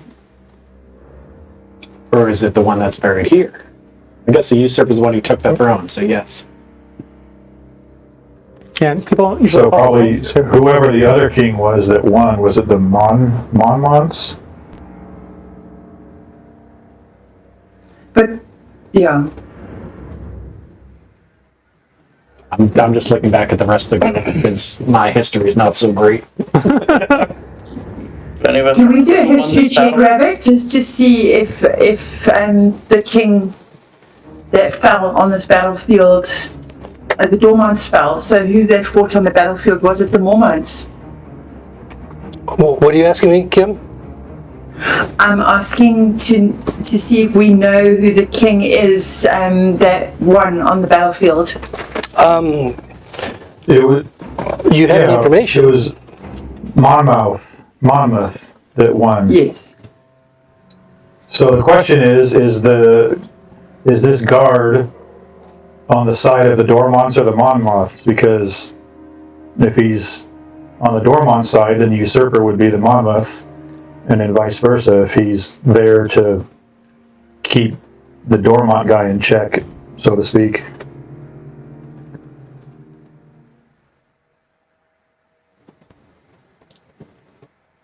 We throw a coin.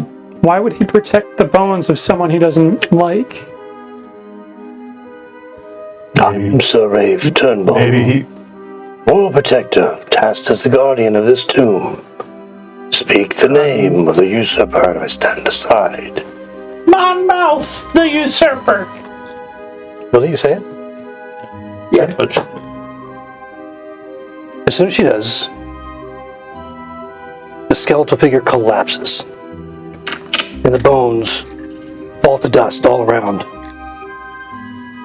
all leaving behind nothing more than just that blue glowing sapphire amongst the bones on the ground. I want to run up there, but I'm going to start looking for traps. I'm going to start looking for traps in that. Okay, all right, you're right in front. Go ahead. I'm on it. Investigation 21. 21. Okay. Kind of moving the bones aside a little bit, which are predominantly in the very, very center, and then of course the dirt and sand, near the walls and so forth. It seems pretty solid. You don't see any tripwires. You don't see any evidence of any type of a trap in this area. We'll go up, and I will actually not go up. You'll see me start making some hand movements, and I'll say medias manos, and you'll see the gem just start to rise as I pick it up with my invisible mage hand. Okay. All right. And what do you do with it? I'm gonna bring it over to me. Okay. Faintly glowing blue gem about the size of a quarter or a coin, and it's floating in front of you. Is that why it sticks? We don't know if there's any curse on that stone or not. I will carry it over to Jola. I don't want it. Okay, go ahead. Then I'll bring it back and I'll just drop it in my hand. Okay, feels solid enough, and yep, looks like a finely carved sapphire. Where did you get that from? I'm a thief. No, I don't say that. And it glows faintly. And I will pop it in my pouch. Okay. We'll split this later. I had a nice glowing gem once. I don't notice any traps in this corridor here. Maybe we should press forward. I'm gonna. And I will start to move backwards, and I will try to shuffle past Giolo and sort of push him ahead of me. We'll just So much for being my bestie. I'm gonna take one of the little stones that I took earlier at the hole. Yep. I'm gonna cast light on it, and I'm gonna underhand throw it as far as I can, which would probably be about 30 feet. Would that be about? That's certainly reasonable. Go ahead and make an acrobatics. For an underhand throw? Yeah. You got to get it through. Are you trying to get it through the doorway? Yeah. Because there's like the corridor kind of narrows, and it almost looks like a roughly carved doorway beyond, leading into another chamber. Yep. I know I'm gonna get a 1. I know I'm gonna poke my eye out. That's fine. That's a heroic 4. 4. It's an underhand toss. It was a DC 5. That's all it was. Just a DC 5. And so, bing, bing, bing, bing, hits the side of the opening of the door. What looks like a doorway. It hits the rock and kind of bounces back another couple of feet. So it's like literally right in the center of that 10-foot area right in front of you. There's the door, guys. Worst cleric ever. Nim's going to move forward with her night vision. She should be able to see enough. Well, the stone would be upsetting your night vision, right? Well, I'll walk up and I'll pick it up and then I'll throw it. Okay, so move up to where you want, you and Nim. Sticks, you're moving up to the edge of the I'll move up opening? where the stone was. Okay, that's about the center. Right there. Yeah. And Nim, then, were you coming? Yeah. Well, then I'll throw it. Yeah, well, I'll follow behind at a distance. At a distance. Then I'll throw it and then I will sort of just move out of the way so people can get by. okay. Yeah, so you can see, with holding the gem in your hand, you can see a little bit into the opening there. You see that it just from where you're standing at this point, that it looks like it opens into a much larger chamber. So, and the bone path continues. So go ahead and make acrobatics. That was 16. Oh, 16? Okay. Yeah, so you throw it in, tink, tink, tink, tink, tink, tink, and Actually, 21. wow, it's even better. Ding. Another couple of takes. The first thing you notice, of course, is that the bone pathway winds its way even further beyond even where the light shows in this chamber. And you can see the edges of sarcophagi lining the right and the left of the path of the larger chamber, and then the reflection of something metallic glistening off of something metallic in the path where the bones are, but just at the edge of the light, so you can't quite see what it is, but there's a little bit of that reflection coming back that tells you there's something there. Couldn't throw it a little further. Walking forward. Ravik, do we see any footprints or other possible disturbances? Maybe like recently torn cobwebs or depressions or anything like that that might lead us to think that something's been here, Well, I guess, since it was closed off? okay, well, the area that you've already trespassed, obviously all of your boot marks are all in there. So if you are just looking beyond that to where the doorway is, roll perception at disadvantage. You get a lot of stuff in your way, including people.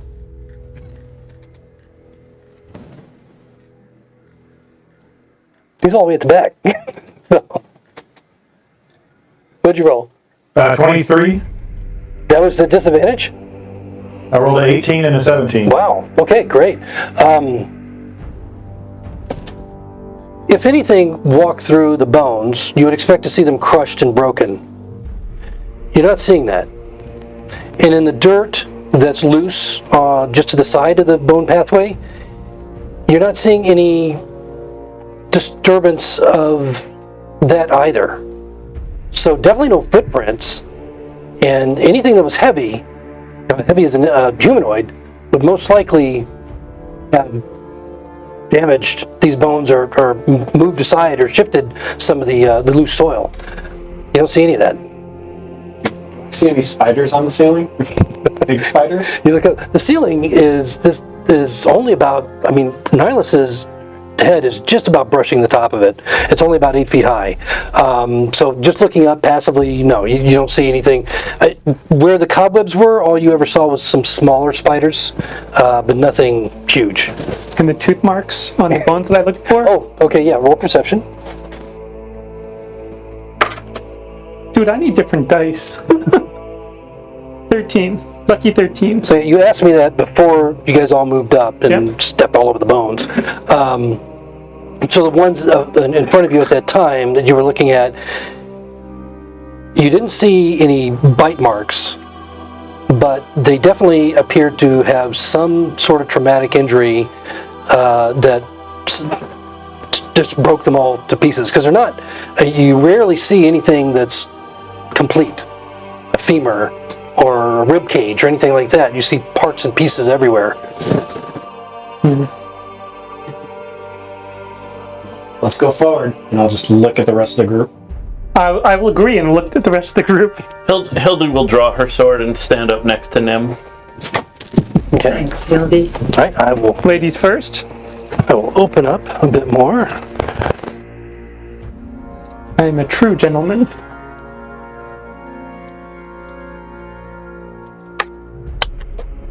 Try not to destroy my map here.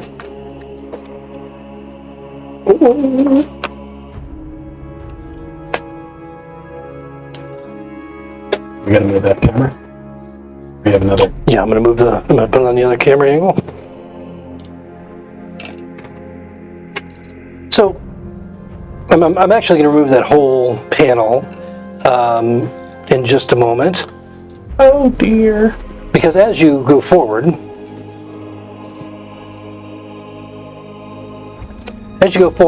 into this chamber, you can see more clearly the sarcophagus that are lining each side of the bone pathway. It becomes a little bit more clear to you what it is that is reflecting the light from that rock that you threw down there to almost the middle of the chamber.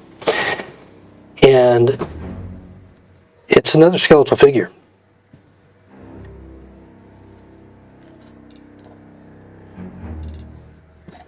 This one looking more like a bedraggled skeleton, carrying a sword like the previous one, but it doesn't have a gem set into its sternum like the other one did.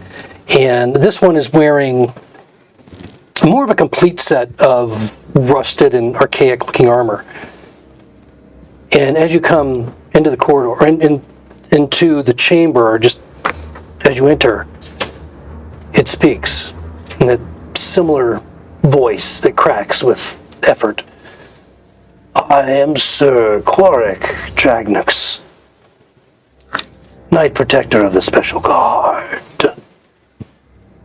You wish to pass. Name our master. Whom do we serve? Euclid Dormont! As you speak, the lids of all the sarcophagi crack and split. Oops. And you watch as figures rise from them and leap forward to attack. Roll initiative. I don't think that was already Oh, they don't like salute us for getting all their questions right? Nice. For everybody else at home, the correct answer was death. Well, We're gonna meet the master. ah, crap. Well, someone's gonna meet death soon. Maybe Jolo. What? Poor lovable Jolo.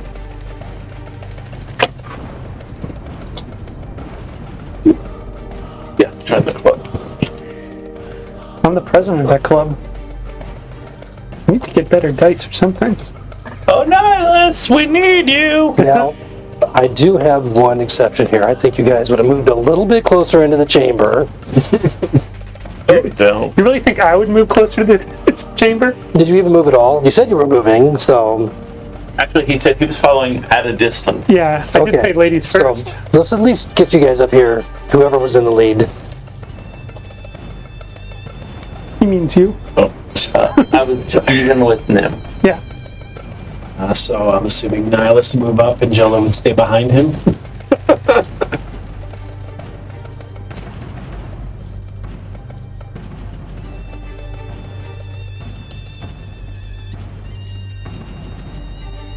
Can we get a second try at this question? Where's the multiple choice? That's a lot of bad guys. A few. I'll pick the one on the right. All right, so... Anybody above a 20? 21. Sorry? 21? 21. Keep doing that. Okay, anybody above 15? 19. Nim, 19. Above a 15. Above a 10. Above a 5. 9. Yeah, I got 9 too. 9, okay. Okay, so it's going to be 6. And then Hildy. What? Why? Because he has better, higher dex than you do. I'd hope. Well, alright then. Okay. And what did you roll? I rolled a 4, Jello. but I have a +0 on that, so that Okay. helped. All right, still 4. All right. I think Now 4.0. go for All right, so let's see where our welcome committee falls in. In my count, it looks like there's about 7 of them. Oh boy. And that's, that's pretty even, when you say. No, I wouldn't say that. No? Oh, 20. No. Just curious. Any nat 20s? Any nat 1s? All nat ones. The way you're rolling. I'm still seeing stars. My head's spinning a little for some reason. Wow. Okay. It was those 2 sisters you were with. Were there only 2 of them? It was the chickens in the coop.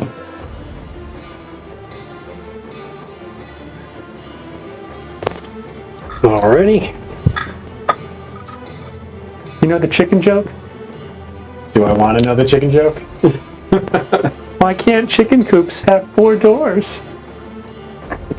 I'm going to regret this one. Because then it'd be a chicken sedan. Oh. We're keeping this in for the audience at home. Yeah, can they all just Jolo? Can we just remove that? Can they all just go for Jolo? Come on, this is top shelf humor here. Wow, that huge gap.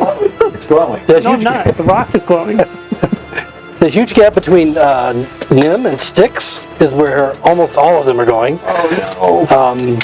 Love it. And then one goes after Jolo, and one Wait, goes, what? one goes after goes before Nihilus. So we did have a nat 20 on that.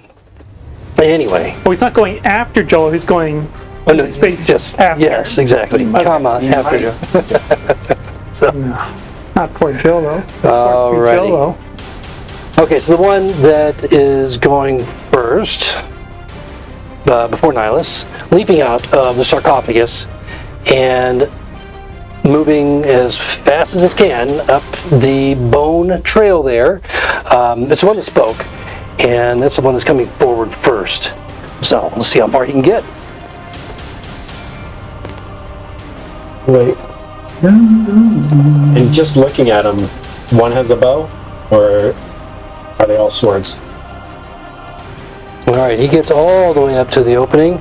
Yeah, just as you see them there. So How fast are they moving? he I hate that. He moved. He moved fast, but as he rushed up, but it appeared to be kind of a normal quick movement. So he used his movement and his action for movement. So that's it for him. 28 days after, so. So that brings up Nihilus.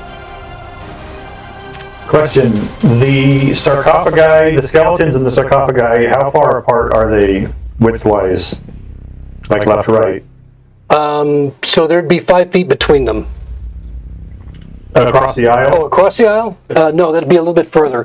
So you're looking at 14, 15, about 20 feet between them. Okay, perfect. Nihilus will yell out, I'll try to keep them at bay. Neve, I need your help. And he's going to cast Entangle right in the middle. It's a 20-foot square, so if he could reach like either all 6 of them or the back 4 of them. Okay, we're going to pull out a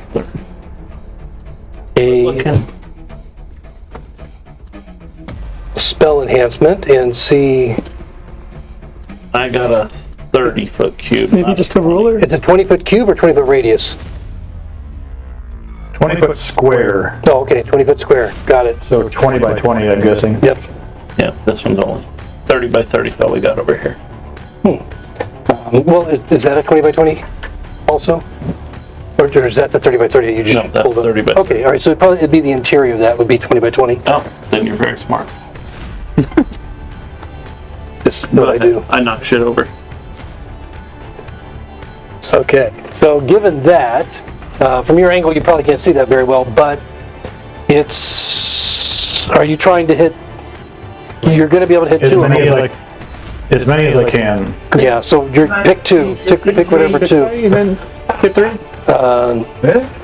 Is that still a square? Unless you angle it just over the 3. Yeah, I guess so, technically, I mean, Yeah. yeah, Geometry. all right. Stay in school, kids. Last time was physics, and we'll go geometry this time. Is it, which side, does it matter? Nope, doesn't matter. Well, this side has a bow, just saying. So, well, don't look at me, I'm not casting it. Yeah, it's his choice. And the side without the bow. Okay, so this side right here. All right, so you're casting Entangle. Takes 5 points damage. You already Yeah, took so they 4 all need to four make points. strength save against 12. Okay.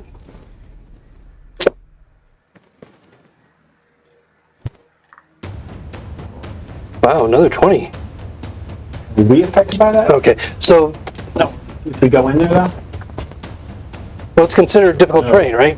What is it for allies? If they fail, they're restrained by entangling plants, and it is Difficult terrain. So the two outside, you watch as they're unable to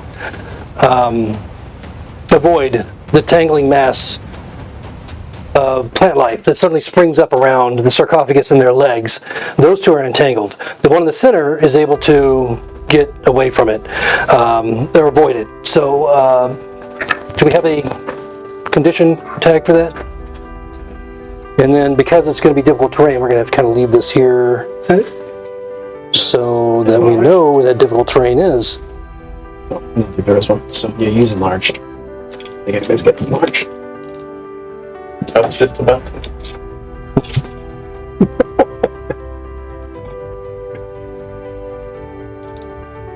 All right, so those two at the end. All right, so these two are entangled. And that's the area of Entangling. exactly, difficult terrain. So if anybody else walks into that area, are they also subject to becoming entangled? I don't think so. I think it's just difficult terrain. It only affects the restrain on the casting. Okay, and the restrained figures, how often do they get to check how do they get released? Or get out of it? Is it a strength check? Yep. At the end of the They beginning use of the action. It has to use an action Okay. to make a strength check, so I guess it doesn't matter when. And it's a DC 12 against yours? Yep. Okay, got it. Anything else, Nihilus? He'll just take a step back. Does he have a step back to take? Yeah. Okay. All right, that's going to bring up Nim. Nim is going to say a few words, and as she says them, a shimmery field's going to appear around Hildy. That's going to give her +2 to AC. She's going to cast Okay. Shield of Faith. All right. And then she is going to run towards the first skeleton to her left. Well, you have that one standing right in front of you. Sorry, I there's can't one see it. Right there. Whichever one's standing right in front of me, I will raise my longsword and take a strike. Yep, the Sir Quarrick, Dragnus, who spoke to you, is now in your face. Make an attack against him. Go right ahead. That's 20 to hit. Yeah, that hits. Goodness. That is 5 damage, but I'm going to add a Divine Smite to that. And they are undead. Clearly. If he's not, well, it'd be a weird 22 looking points of skeleton. damage. How much total? 20? 22. Wow, nice. 20, that jars him. And then you watch as just parts of the skeletal frame and even fragments of the armor that are just basically hanging off of him. It's basically chainmail, and he has a shield. Gets just battered. But he's still standing. Just not as much of him as before. Anything else, Nim? I am just going to stand where I am, Okay. unless I'm in the way of people wanting to come through. All right. So that's going to bring up 5 of them. And see, that's the one with the bow. Okay, so the first one is going to try and break out of the restraining plant life that is wrapped around its bony legs. And so it's a strength 12. It fails. And we'll go ahead and roll for the other one. And that is also a fail. So both of them are continued to be restrained. Now that one's difficult terrain. Yay! You forgot that. And so if it does it only have to roll for being restrained if it ends its turn in this area? No, nothing else. Okay. Don't worry about the restraint. It's just those two. It's just Got it. difficult terrain for anything else. Okay, got it. All right, so difficult terrain means he's moving 15. Trip or fall when he gets out of the coffin. We'll find out. Okay. He hasn't jumped around too much in a long time. So, but he's not terribly Oh, he does good. Yeah, he pops right out of there. He leaps forward and he just dragging himself through the plant life and the vines and the thorns that are trying to hold him back as he gets to the edge of it. That was 15 feet. Difficult terrain, so he actually has movement left if he uses his action to move, which he'll do so by coming right up here in front of Hildy. But he doesn't have an action to attack. So that's it for him. And then we have the two. Let's go to the bowman first. The bowman's going to shoot an arrow either at Nim or Hildy. We're both blocked by. Yep, there's cover. You have cover, yes. So odd as Hildy. Unless it's against Jolo, then you're even. But that's the only time. I want to get even. Jolo will never get even. Okay, so you're going to have plus 3 to your AC, which you already have plus 2 because of the Shield of Faith. Gotcha. So, 18. Jesus, that brings you up to 18, right? Okay, so 2 arrows coming toward you. 2. The first one misses. Third. The second one misses. So, both of them just Did hit they go the past and hit Jolo? Yes, it should, but No, they hit the enemy that you're hiding behind. No, in this case, it just hits the stone wall next to it, and so no luck with that. Then we got the 2 that are standing up on, or the 1. Whoops, this is the bow guy. Get that right. Maybe if we just outlast them and make them use up all their arrows, we'll be fine. Okay, oh, this guy. Well, they don't have muscles to get sore. They won't have any arrows. So at least one of them.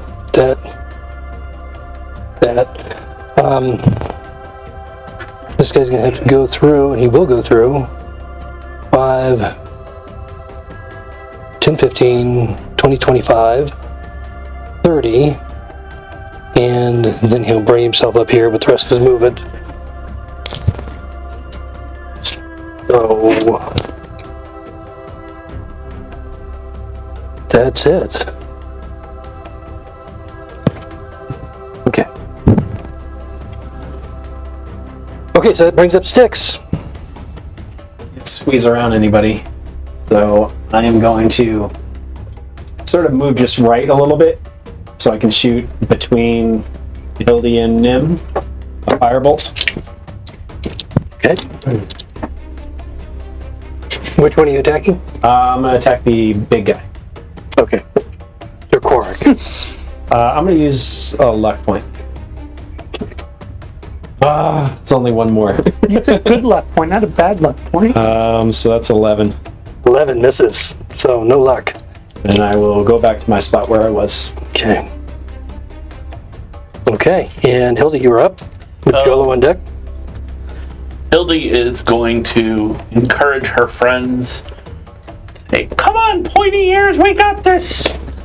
So, Nim and Nihilus and Hildy both have a buff for 1 minute. You have an extra d4 on attacks and saves. Okay. All right. Was Nim and who? Nim and Nihilus.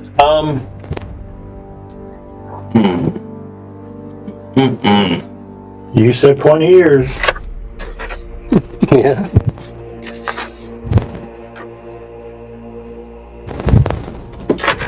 Hildy is a little brave since you guys just came up and tried to hit her and missed.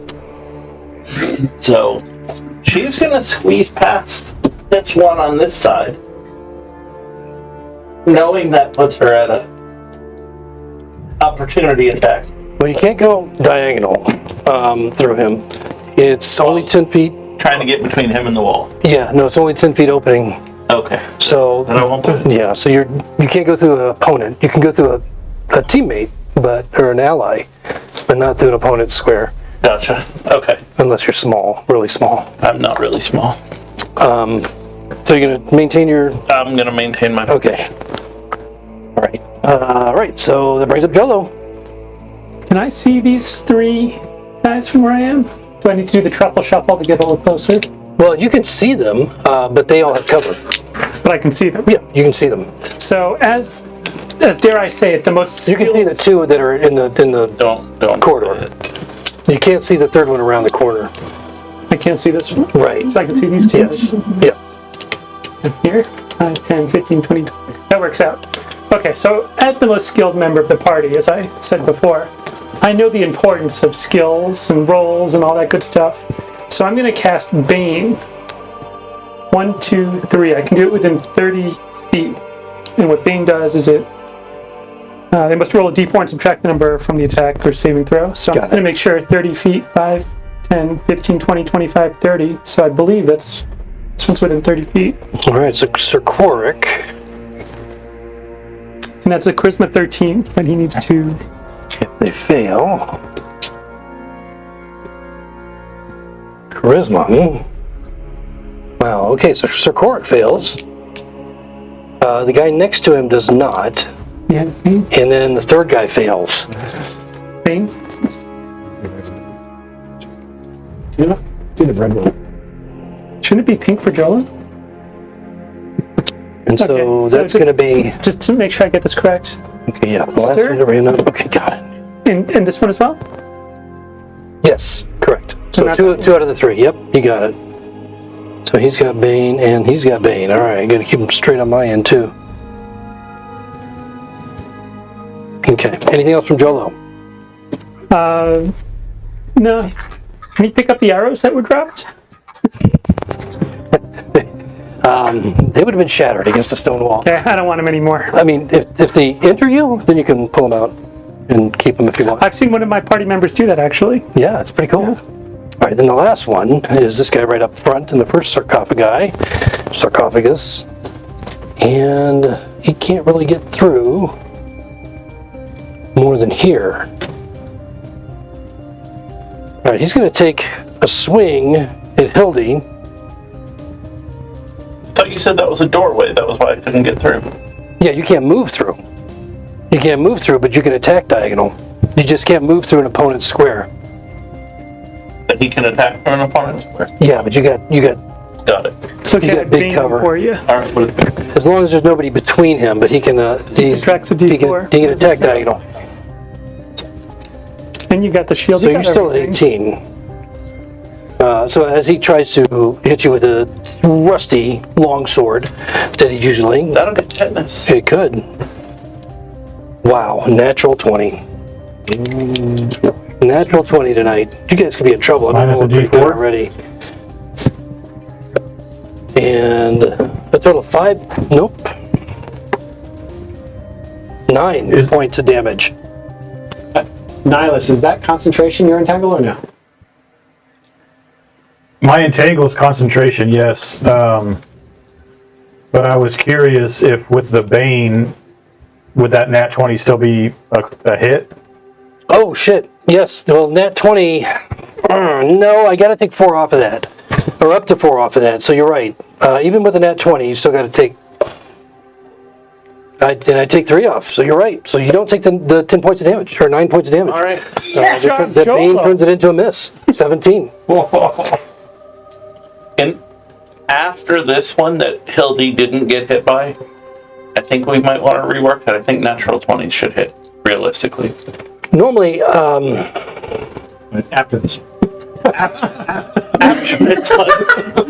But I mean, seriously, a nat 20 is like, woohoo! I think a nat 20 should hit. What is it like? I'll think about that.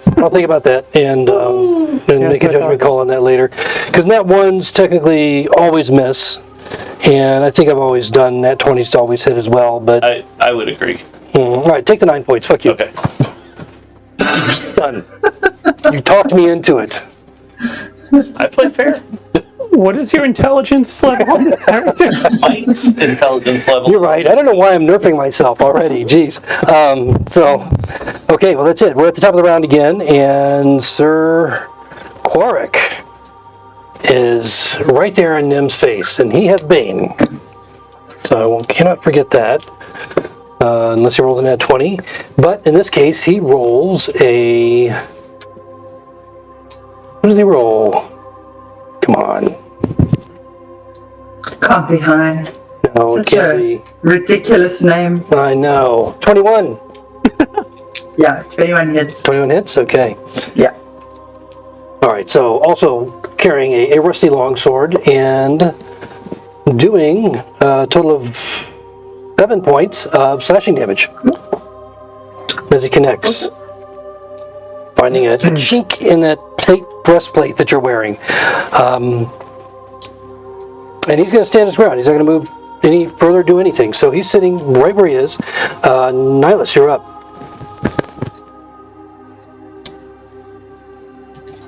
Okay. Seeing what's the mess of enemies in front of him, he's going to yell up to Nim and say, Nimalea, this is the chance to redeem yourself. I believe in you. Please don't push down any pillars. And he's going to use Emboldening Bond on himself and Nim. Nice. Okay. That is something that needs to be nerfed. No pressure, Padre, no pressure. So that means both of you get 2d4. No, just one. Aren't you both blessed? You are both encouraged. Oh. Or encouraged? Yeah. The mentalist. Yep.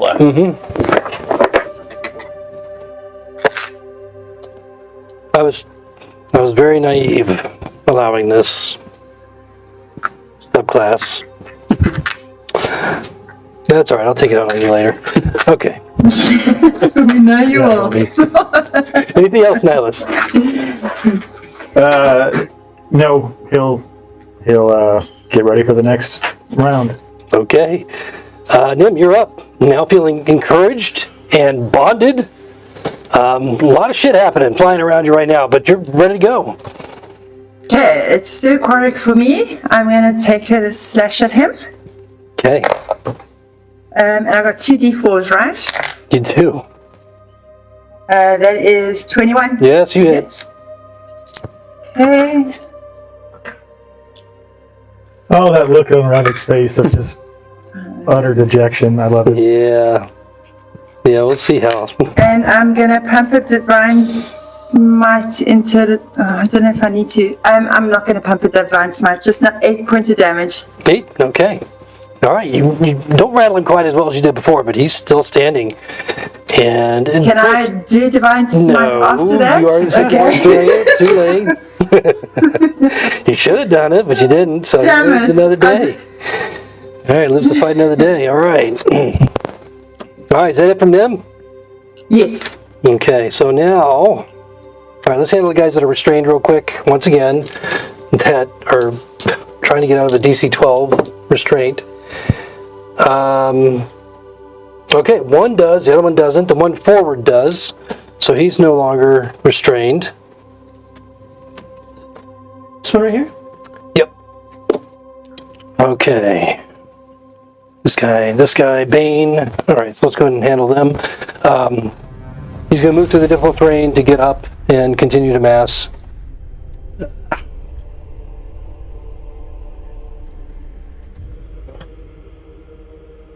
Here, but he can't strike through because he's not at a diagonal, so he can't do anything beyond stand there at this point. And cheerlead. All right, the other one that does have Bane on him, which is just in front of him, I would go through Nim. is going to miss. And then we have the one that's restrained has failed. Then the other one with Bane, no, this is the bowman, is taking 2 shots again at Hildy. Why me? I didn't do nothing to him. You're a big target. That's true. Wow, but she misses twice. It misses twice. So no luck. And then the last one, the last one in this group, is the one standing right in front of Hildy without Bane on it. Making a strike against her. 21 to hit. I'm gonna use a repel. Okay, alright, so that iridescent shield appears and repels the strike and makes it a mess. Jolo, or no, Styx, you're up. I'm gonna move about 5 foot to my right, and I am going. You're going to hear him say "Incendo con frigo." He's going to hold out his hand, and a firebolt's going to shoot out, Which one? and it's going to miss. Okay, doesn't matter. Anything else from our? He's just going to say, "Can't do much from back here," and he's going to go back to where he was. And you know what? I'm going to bonus action hide behind. It's sort of indented in. Bonus action hide. Might as well. Okay, go and make your stealth roll. Oh, come on. 9. Okay, Hilly. So Jolo on deck.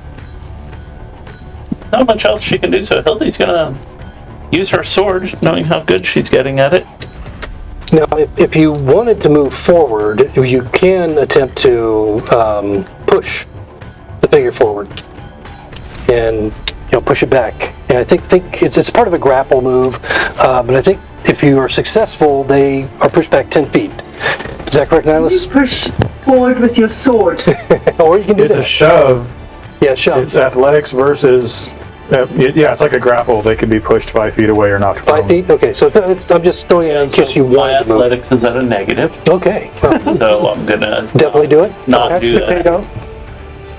Okay. This. Nope, I missed. Okay, so that was your sword? That was my Sword sword. attack? Okay, Jolo. So if there's one thing I know about skeletons, it's that they've got really good hearing. This is their bones or something. I'm going to call Toll the Dead on Sir Knight up in front of me. Mm-hmm. So there's a Wisdom 13 save. Yeah. Sort of don't want it to work because I want your ego to get bigger. Let's get Well- bigger. You got your wish, because I rolled another 20. By 20, you mean like 1? Same. Yeah, 21s that all combined together for a natural 20. It's weird, though. Every side on this dice is 20. Styx is going to Christian. I did what you did. Guys. Okay, so no luck. The resounding noise of the bell echoes through the chamber, but just annoys everyone. It sounds like the ice cream truck. It makes them all hungry. Well, they haven't eaten in a long time. Tonight could be it. Buffet, that's what they see you guys as. It's a very wise skeleton. Buffet, Atlantean, human, Sylvan, great buffet. Is that it, Jolo? Yeah. All right. Okay, so back to Sir Quark, who's making an attack on Nim with Bane. And, wow, I haven't been rolling my fucking D30s. Well, I'll go ahead and open up because he rolled in that one. A crit fail. All those 20s. And see what happens. 30. Wow. Ooh. Sir Korik, if it's possible, you see his bony cheeks redden. The shame and embarrassment of the very feeble move that he made against you has just shamed him to dire levels. And he will have disadvantage on his next attack or ability check until his next turn.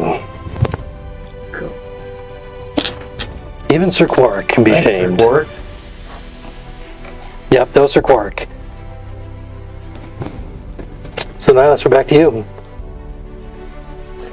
Okay, feeling like he could hopefully make the shot, he's going to pull his longbow out and shoot at the archer skeleton in the sarcophagus. Okay.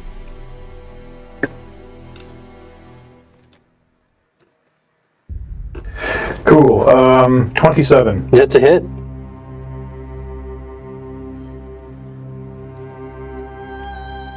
Seven points of piercing. Okay. 7. He takes a shot. You see it splinter his femur. The arrow staying lodged within it. Doesn't seem to bother him too much. As he shifts his Right, gaze next to one you. will. Anything else, Silas? I'm just going to duck my tall blue head down behind the person in front of me. All right, Nim. Sir Quarrick. Another He won't swing even at look you him. in the eye. He just like is 17 plus 2, 8, 19. that hits. Okay. I'm gonna do Divine Smite as well. Tired of this guy.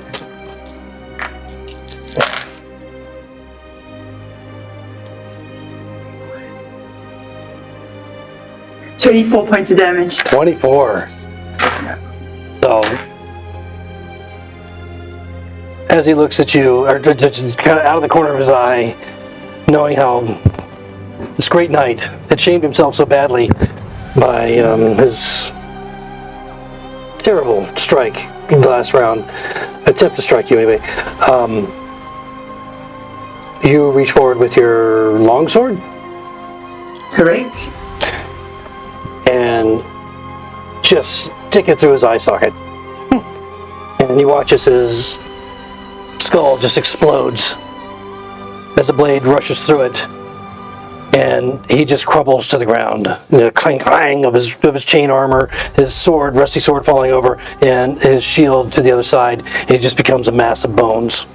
But you can still feel the shame exuding from his corpse. Oh, I'm definitely casting Radiant Smite now. There were no kind of gems or anything on this guy, hey? No. Because he was without. I'm going to move to the skeleton that's in front of Hildy Okay. and kind Did of you want to free move up some forward? space. Did you want to move forward? Because you're Now to your I'm actually not sure where I am, to be honest. okay. Well, let's show her. Yeah, switch them out. No, just Oh, pointer. well, it's hard to Step into his space, right? So to your diagonal left is There you go. the bad guy. So, okay. But if So you if I move- step into his space, is that going to work for If everybody? you move straight forward, then you have 3 guys on you. That's fine. I'll move straight forward. Ooh, badass. Oh, Nim. Nim. Sword. Nim. Yeah.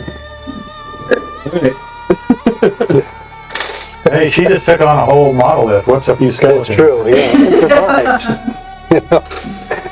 Yeah. Okay, so Nim is going to bring up, after Nim, is going to bring up Sir Quark is dead. And we're gone back to where we gun did go to. Trying to keep all these guys straight. The one to the left without Bane and then the one with Bane, both of those are on Nim. So the one without Bane rolls a 22. Hits. Okay. And does a total of 6 points of slashing damage. And then the one with Bane, not even close, just swing and a miss. And then we have the one that's still restrained. It's going to attempt to get out and does not. The one with the bow, 2 more shots at Hildy. Holy shit, man! 2 more arrows into the wall. Ching, ching. A 4 and a 2. And then we have to get out with the bow. Then we have the other one that's diagonal to Hildy that you have cover, making a strike. He doesn't have Bane. Yes, he does. Makes that a fucking 0. So no luck for that. So Hildy, you are up. They're just like, I mean, there's a lot of stuff flying around you, and you're not getting hit. Okay, Hildy is very sad. All her friends are getting hurt around her, although this is going on.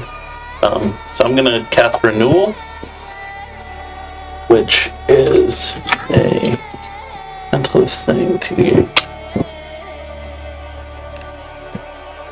everybody gets 13 hit points. Wow. Oh. Even me? Even you. Nice. Are those like temporary or just healing? No, healing. Sir Quark stands back up. Awesome. No, No! not him. I said everybody. Yeah. Oops. My bad. Another chance. Okay, no luck. Anything else, Hildy? Nope.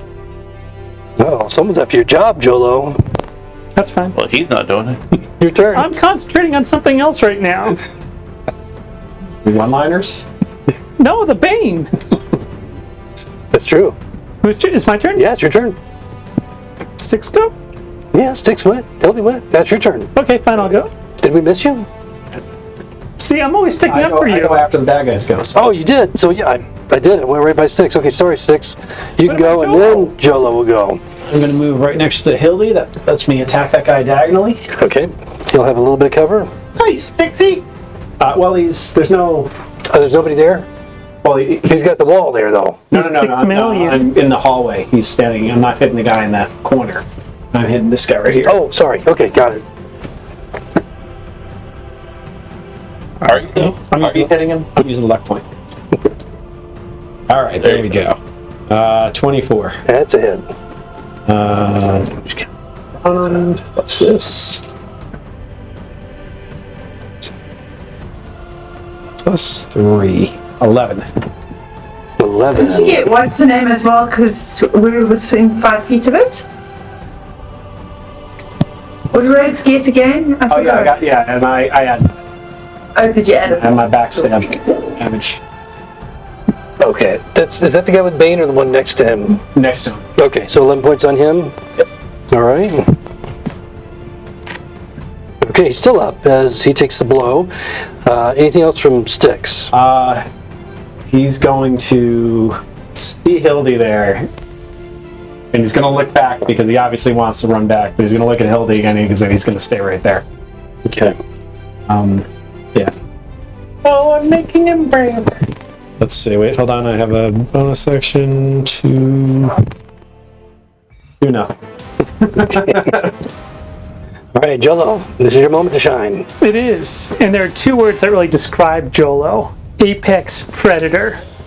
And what apex predators do is they go after the weak one. And I see this guy with Bane.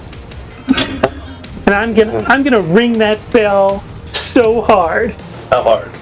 I don't know. I have to find out if he rolls a Wisdom 13 or not. All right. Also, we got another Toll the Dead coming With through. Bane. Okay. Yep, with Bane. Natural 20. Natural 20. Natural -1. All right. Apex Predator. Okay. All right, go and roll your damage. Now, see, most players would gloat after they roll. I'm going to gloat Now, before. he has not taken damage. Now, does he? Oh, he hasn't taken damage? No. He doesn't? Does he take the chronic? Well, we'll see. Last time you did this, you healed somebody, you know. Do I have an 8? I don't have an 8. Here. Go. Thank you. 3 massive Okay. points. So what you do notice is that as the bell chimes loudly, affecting him, and nobody else around him, you notice that there are a few fractures that appear in his skull and in some of the bones in his spinal cord. Until just 3 points of damage? 3 massive points of damage. 3 points of damage. Okay, got it. All right. Anything else from Jolo? No, he's good. Apex Predator. All right. So we got that one guy on Hildy that doesn't have Bane. That's making a sword attack against her. 19. Hit. Okay. All right. And so your damage is going to be a total of 6 slashing damage. As he finally gets a little bit of damage on Hildy. And top of the round, Chakoric is gone, so Nihilus, you are it. Now you can shoot right over Alright. Styx's head. Gonna pull out another arrow from his quiver, take a shot at the bowman. Okay. Well, You know, the bowman hasn't hit any of us yet. I didn't hit it because I got a nat 1. You get a natural one? No, roll your 30. I mean, Yeah, I mean, I had 2d4 to that, but it was still in that one. So that Hildy, Jolo, and Styx in the way of his arrow, right? 27. Over there. 27. All right. So. Okay. I don't know. Apparently, Nihilus ate something that didn't agree with him. Kind of threw his shot off. He's got severe stomach cramps for a round, and so his next attack is at disadvantage. I hope it wasn't those carrots. Technically, even with a nat 1, it was still a 13 to hit. Wow. Jeez. Well, that wouldn't have hit anyway. Yep. Is that it for us? Yeah, he's gonna just feel very embarrassed. Okay, Nim, you're up. Is Nim within distance of the skeleton that's on top of Hildy that does not have Bane on it? Yes. Yeah, you're right next to it, Okay. diagonally. I'm going to lift my sword and strike down. Okay. 16, 21 plus a 4, right? 21. 21. Okay, another solid hit. The one without Bane, 21. Okay. Okay, this guy is just holding on. I mean, you can see that he is battered pretty bad at this point, and Sorry, Ravik. But That was what I hit, and my damage is only 9. oh, your damage is 9. Okay, I thought you had a smite on top of that. Ran out of smites. Gotcha. Okay. All right, still a good hit, and he's less impacted than anticipated, but damaged more than the others. Okay, anything else, Nim? No. All right, so he's going to turn his attention to you. He's the one without Bane, and 17 plus 4, 21. Yeah, hits. Okay, and you're going to take 8 points of slashing damage. And then we have the one with Bane. That's on Hildy. Attacking her is going to miss. And then we have the one that's still fucking restrained. Is still fucking restrained. Amazing. The bowman. He takes some umbrance at the Atlantean trying to shoot him with an arrow. And so he shifts his gaze to you, Nihilus, and decides to send you a thank you back. And what's... He's got like everything between us. Yeah, but the bowman... You are tall, though. He would have a clear shot at you. I didn't say I ducked. Yeah, clear shot right at his head. Well, he's elevated. If he wasn't elevated, I'd give you cover. So two shots on you, and both of them miss terribly. One is a nat 1, which means that this poor fellow gets something in his undead eye. Something obscures his vision, and so he'll be attacking at disadvantage next time. Okay, make a note of that. And then we got one other. I think we got the guy that is in front of, on the other side of Nem, correct? Also does not have Bane, and misses. Okay, Jolo. Or, sorry, Styx. So Styx just came to a realization, because Jolo used this last time. He's going to go, damn it, Cleric! Don't you have some spell that works against a bunch of undead? And he's going to take a swing at the guy that doesn't have Bane. Right in front of Hildy. The one that that Nim's been swinging at? Yeah. Okay. He's the most injured. I'm using the luck point. That was a nat 1, by the way. Yikes. I'm trying the luck point. And that's a 2. I don't know. You're gonna be down there with Sir Quarrick here in a minute. Just That's death my by third shame. D20 that I'm putting away because they're all not working.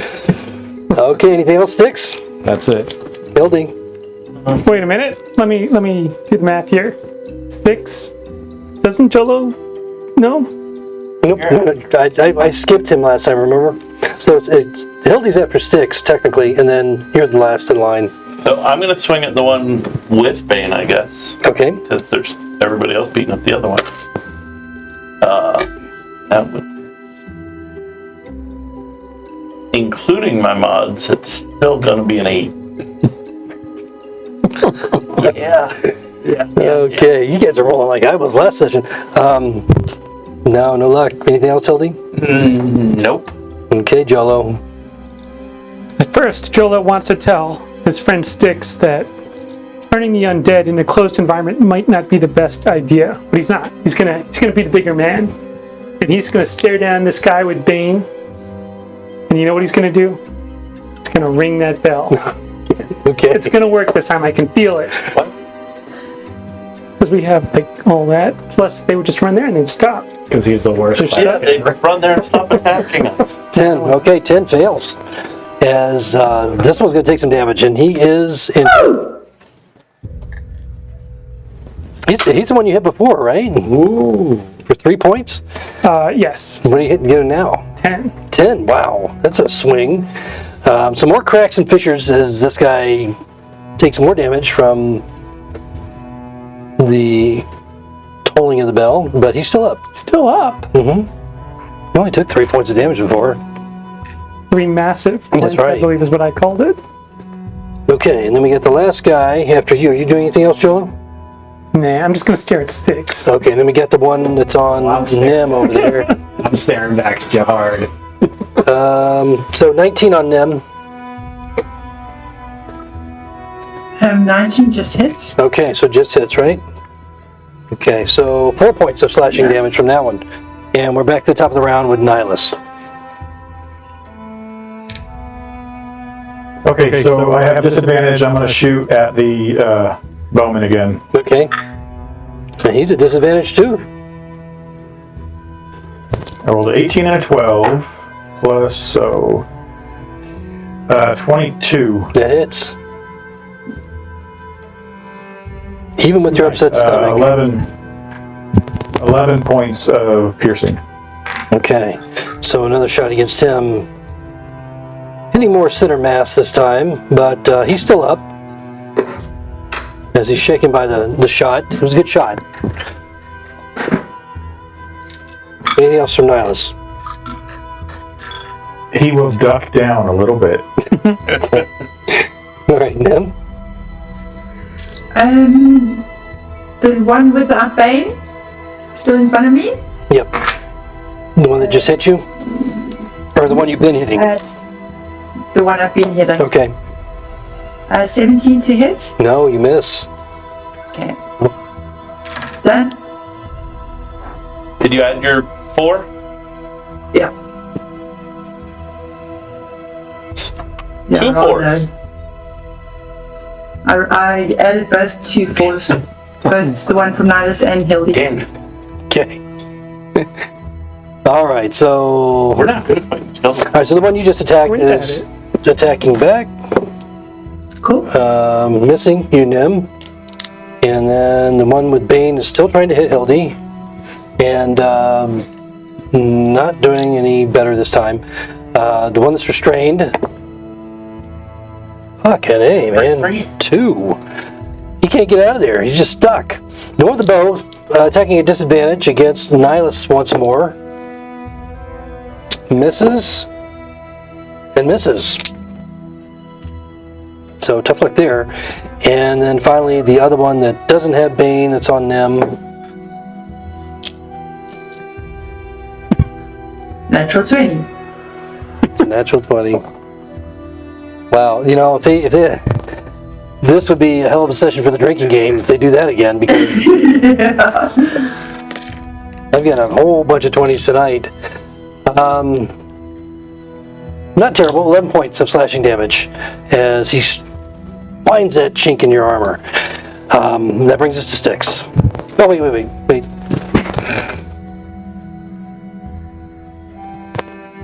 No, they can't move anywhere. All right, that's fine. Styx, you're up. Styx is going to shout out to the group. We might be more effective if we're all attacking the same Same enemy at once. And he's going to attack the one without Bane in front of Hildy again. Okay.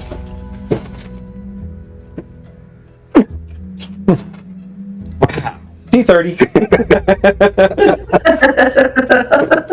Oh my god. 9. In all fairness, Ravik, last session you rolled like shit. You really did. So, Wow. Okay. You get a Charlie horse with that move. And with the pain, you now remove 1 dexterity point until the end of your next turn. So, however that affects your attacks and everything else, just until the end of your next turn. Anything else from Six?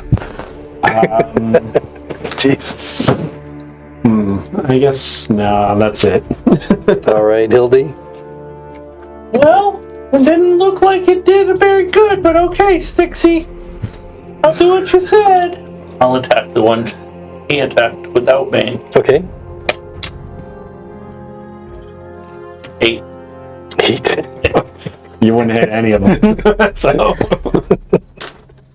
Just as good as you!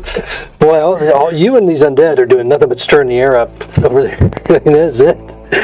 Anything else, Hildy? No. Okay. No. I feel like there's a conservation of spell slots going on here. Jello. There's that whole hidden section that we're worried about. I know. So you know what that guy with Bane needs right now? More cowbell. sure. Of course he does. But not this time. He 19. Even with Bane? Oh, wait a minute. Didn't roll Bane. 18 minus 2, 17. Was 17 lower than 13? No, not currently. Probably next week. But nope. So no, you just annoy everybody once again with the tolling of the bell. It's harmonic. Is that it from you, Jolo? Yes. All right, so we get the one over next to Nem. Does not have Bane and misses. Top of the round with Nihilus. He's going to shoot again at the bowman. Okay.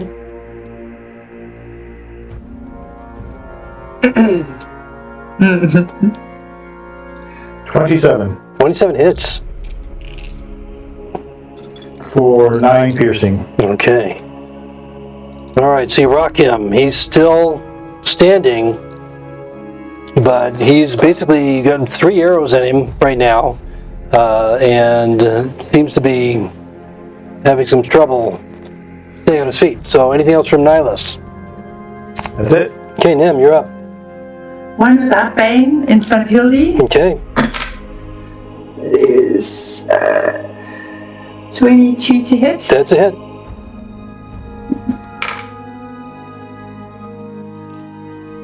And 9 points of damage. 9 points, all right. Okay, so working that one, he's still up, but I mean, he's a lot of his skeletal mass is no longer there as you've been chipping away at him. Anything else, Nim? That's it. Okay. All right, so the one you just attacked is attacking you back. He doesn't have Bane, so he rolls shitty, he misses. The one with Bane attacks Hildy.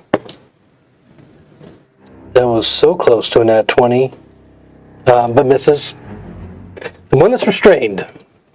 Come on, restrained guy. Whose side are you on?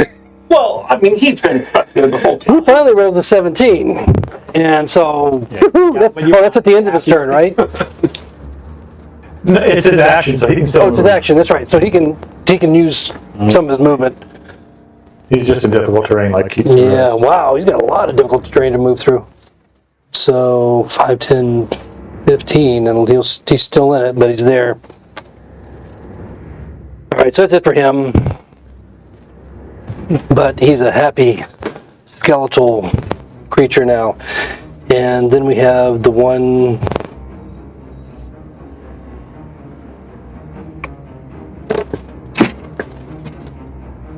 We only have one with Bane left, right?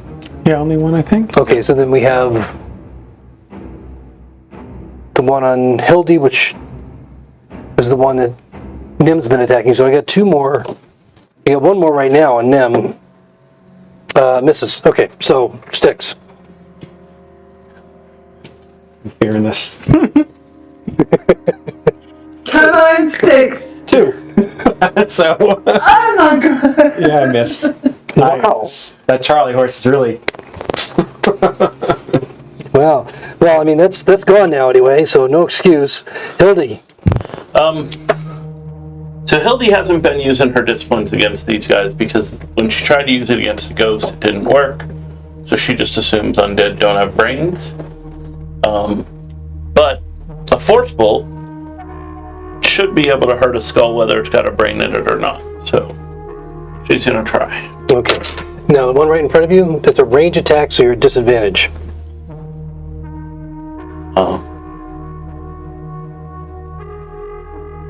Okay. Are you attacking the one with Bane or without Bane?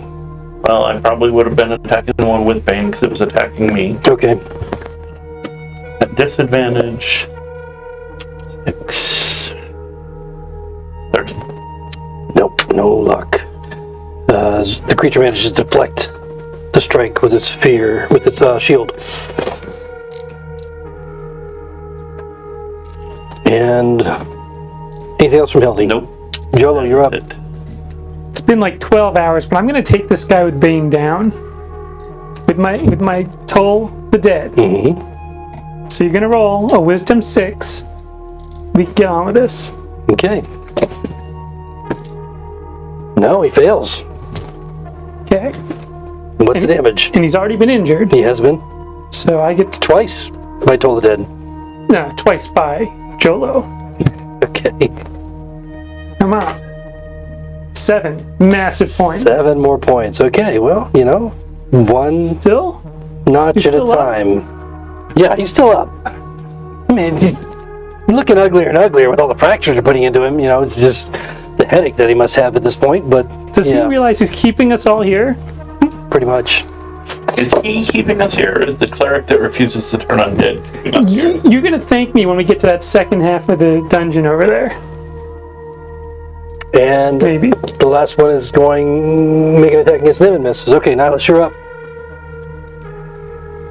Rinse and repeat, same thing. This dice is good to me. There's a gate. 30 Yeah, 30 fucking hits. for 8 piercing. Okay. All right, so he stumbles on top of the sarcophagus that he's standing on with that hit, and still up, but not by much. I mean, it's obvious he's just kind of wavering there. A pincushion with all your arrows in him. Anything else, Nihilus? That's it. Okay. Nim? Swing a pincushion. What? No, you're swinging. I'm going to swing it at the pincushion. The guy that Nihilus just He's like attacked. 30 feet away. No, the pincushion is the archer in the middle of the room. Okay. Then I You throw your say, sword? not thinking, I'm going to just hit the guy without Bane. You see what happens when you drop a rock on your head? Very confused. 22 tears? Oh, yeah. I feel like that rock incident should have knocked her intelligence score down a little bit too. You're probably right. 7 points of damage. Wow. I mean, this guy couldn't be any closer to undead death. Undeath. He just stands there, just begging you to knock the chip off, and that's all you left. So he's still up. Anything else, Nim? No, that's done. All right, that gives him a chance to strike back at you. Mm-hmm. That was the one with or without Bane?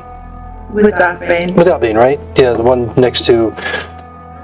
Yeah, well, he doesn't have much strength left, and he manages to miss. The Bane, one with Bane attacks Hildy, and I don't even need to roll Bane because it misses. The one that's restrained is no longer restrained, and he's going to move up another 15 feet to join the ruckus.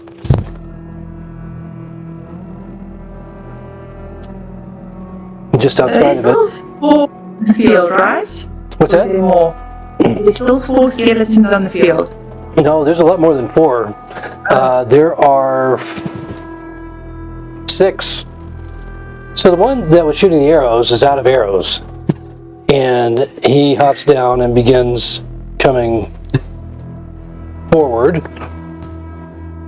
Does he still just And have then a the bow? field is above us. This is the tomb. He's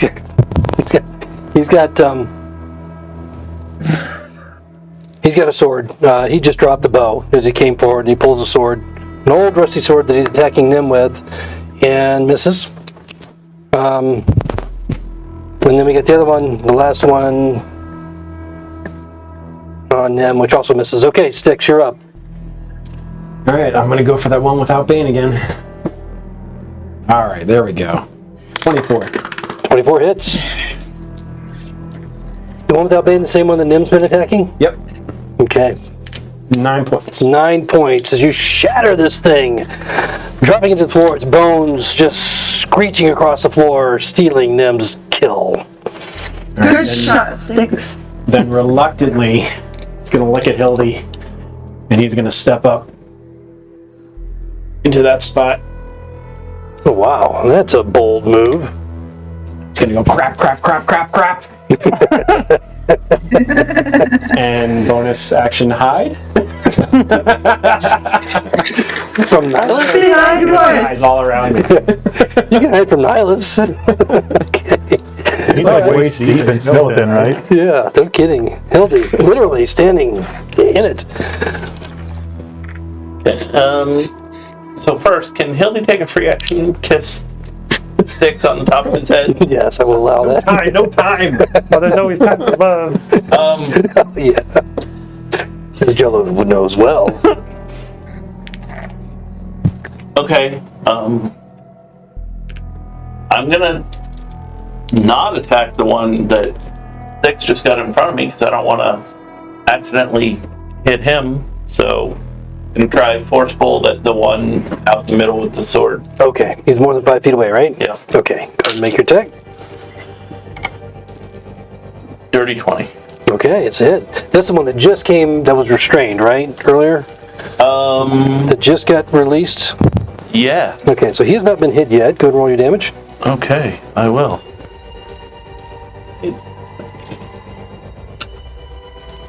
Crap. 3 force damage. Okay, alright. So, is it fire? No, it is force. Oh, sorry. Yes, you just said force. Okay, 3. So, okay, so he takes a damage and crack a couple of I mean, bones. yes. Yes, it's Yes. fiery force. Yes, fiery force, duh. Okay. Alright, so that's it for Hildy. Jolo? He's a great baseball player. He's going to point straight to where he's going to hit that skeleton. The one with Bane on it. Okay. He's going to pull the dead. Yeah, brother. Oh, no luck. This guy, What? It's like the smartest skeleton ever. I know, shockingly missed, or saves, and with a 19. So, I mean, if anything within a mile didn't know you were here, they know you're here now, with all these bells going off. Anything else, Jolo? No. All right, so we get the one guy off to Nim's right that's attacking her. 19, I think barely hits unless you have... No. No? Okay. And 5 points of slashing damage. So, 5 points of slashing damage on Nim, and it's starting to get pretty late, so we're in the middle of this combat. We're going to go ahead and stop at the top of the round with Nihilus beginning in our next session. Hopefully, the party will put these things to bed, or they will, and finally have their Dinner? yes, their buffet of humanoid races that they've been looking forward to. So anyway, thank you all so much for joining us tonight, and we'll see if our party can endure next session and get through the tomb Wish us luck. and the Dormonts. Everyone. Good night, folks.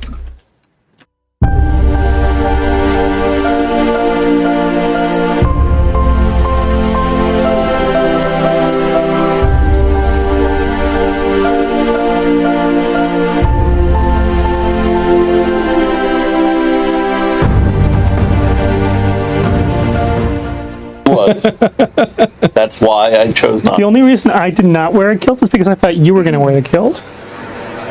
Maybe we can rotate that. Like I'm glad you're both not wearing it. We probably have the targets of Jolo's intro.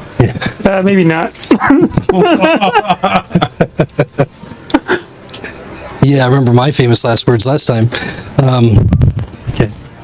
This is like Pulitzer material. I'm just going to let you know. Okay, welcome everybody to session number 6. Thank you, Jolo, for that incredibly insightful intro. And as we get started here this evening, Look, she's dead. Let's keep her from She rotting dead. so we can bring her back.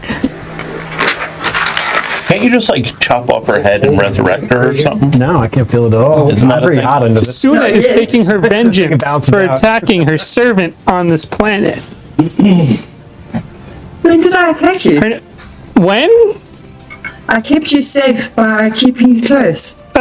Didn't you? Wait, Nyla slapped me, and then Nim was like, you know what, that looks like fun. I want to I get in on gave you this. like a playful punch, that's all. I'm down to 5 hit points after being healed. We can. Is it resurrect or reincarnate if we cut off her head?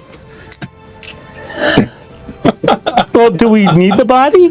You need part of her body yet. take it to the next. After seeing that, I don't know if we want the head. Maybe we just want the body.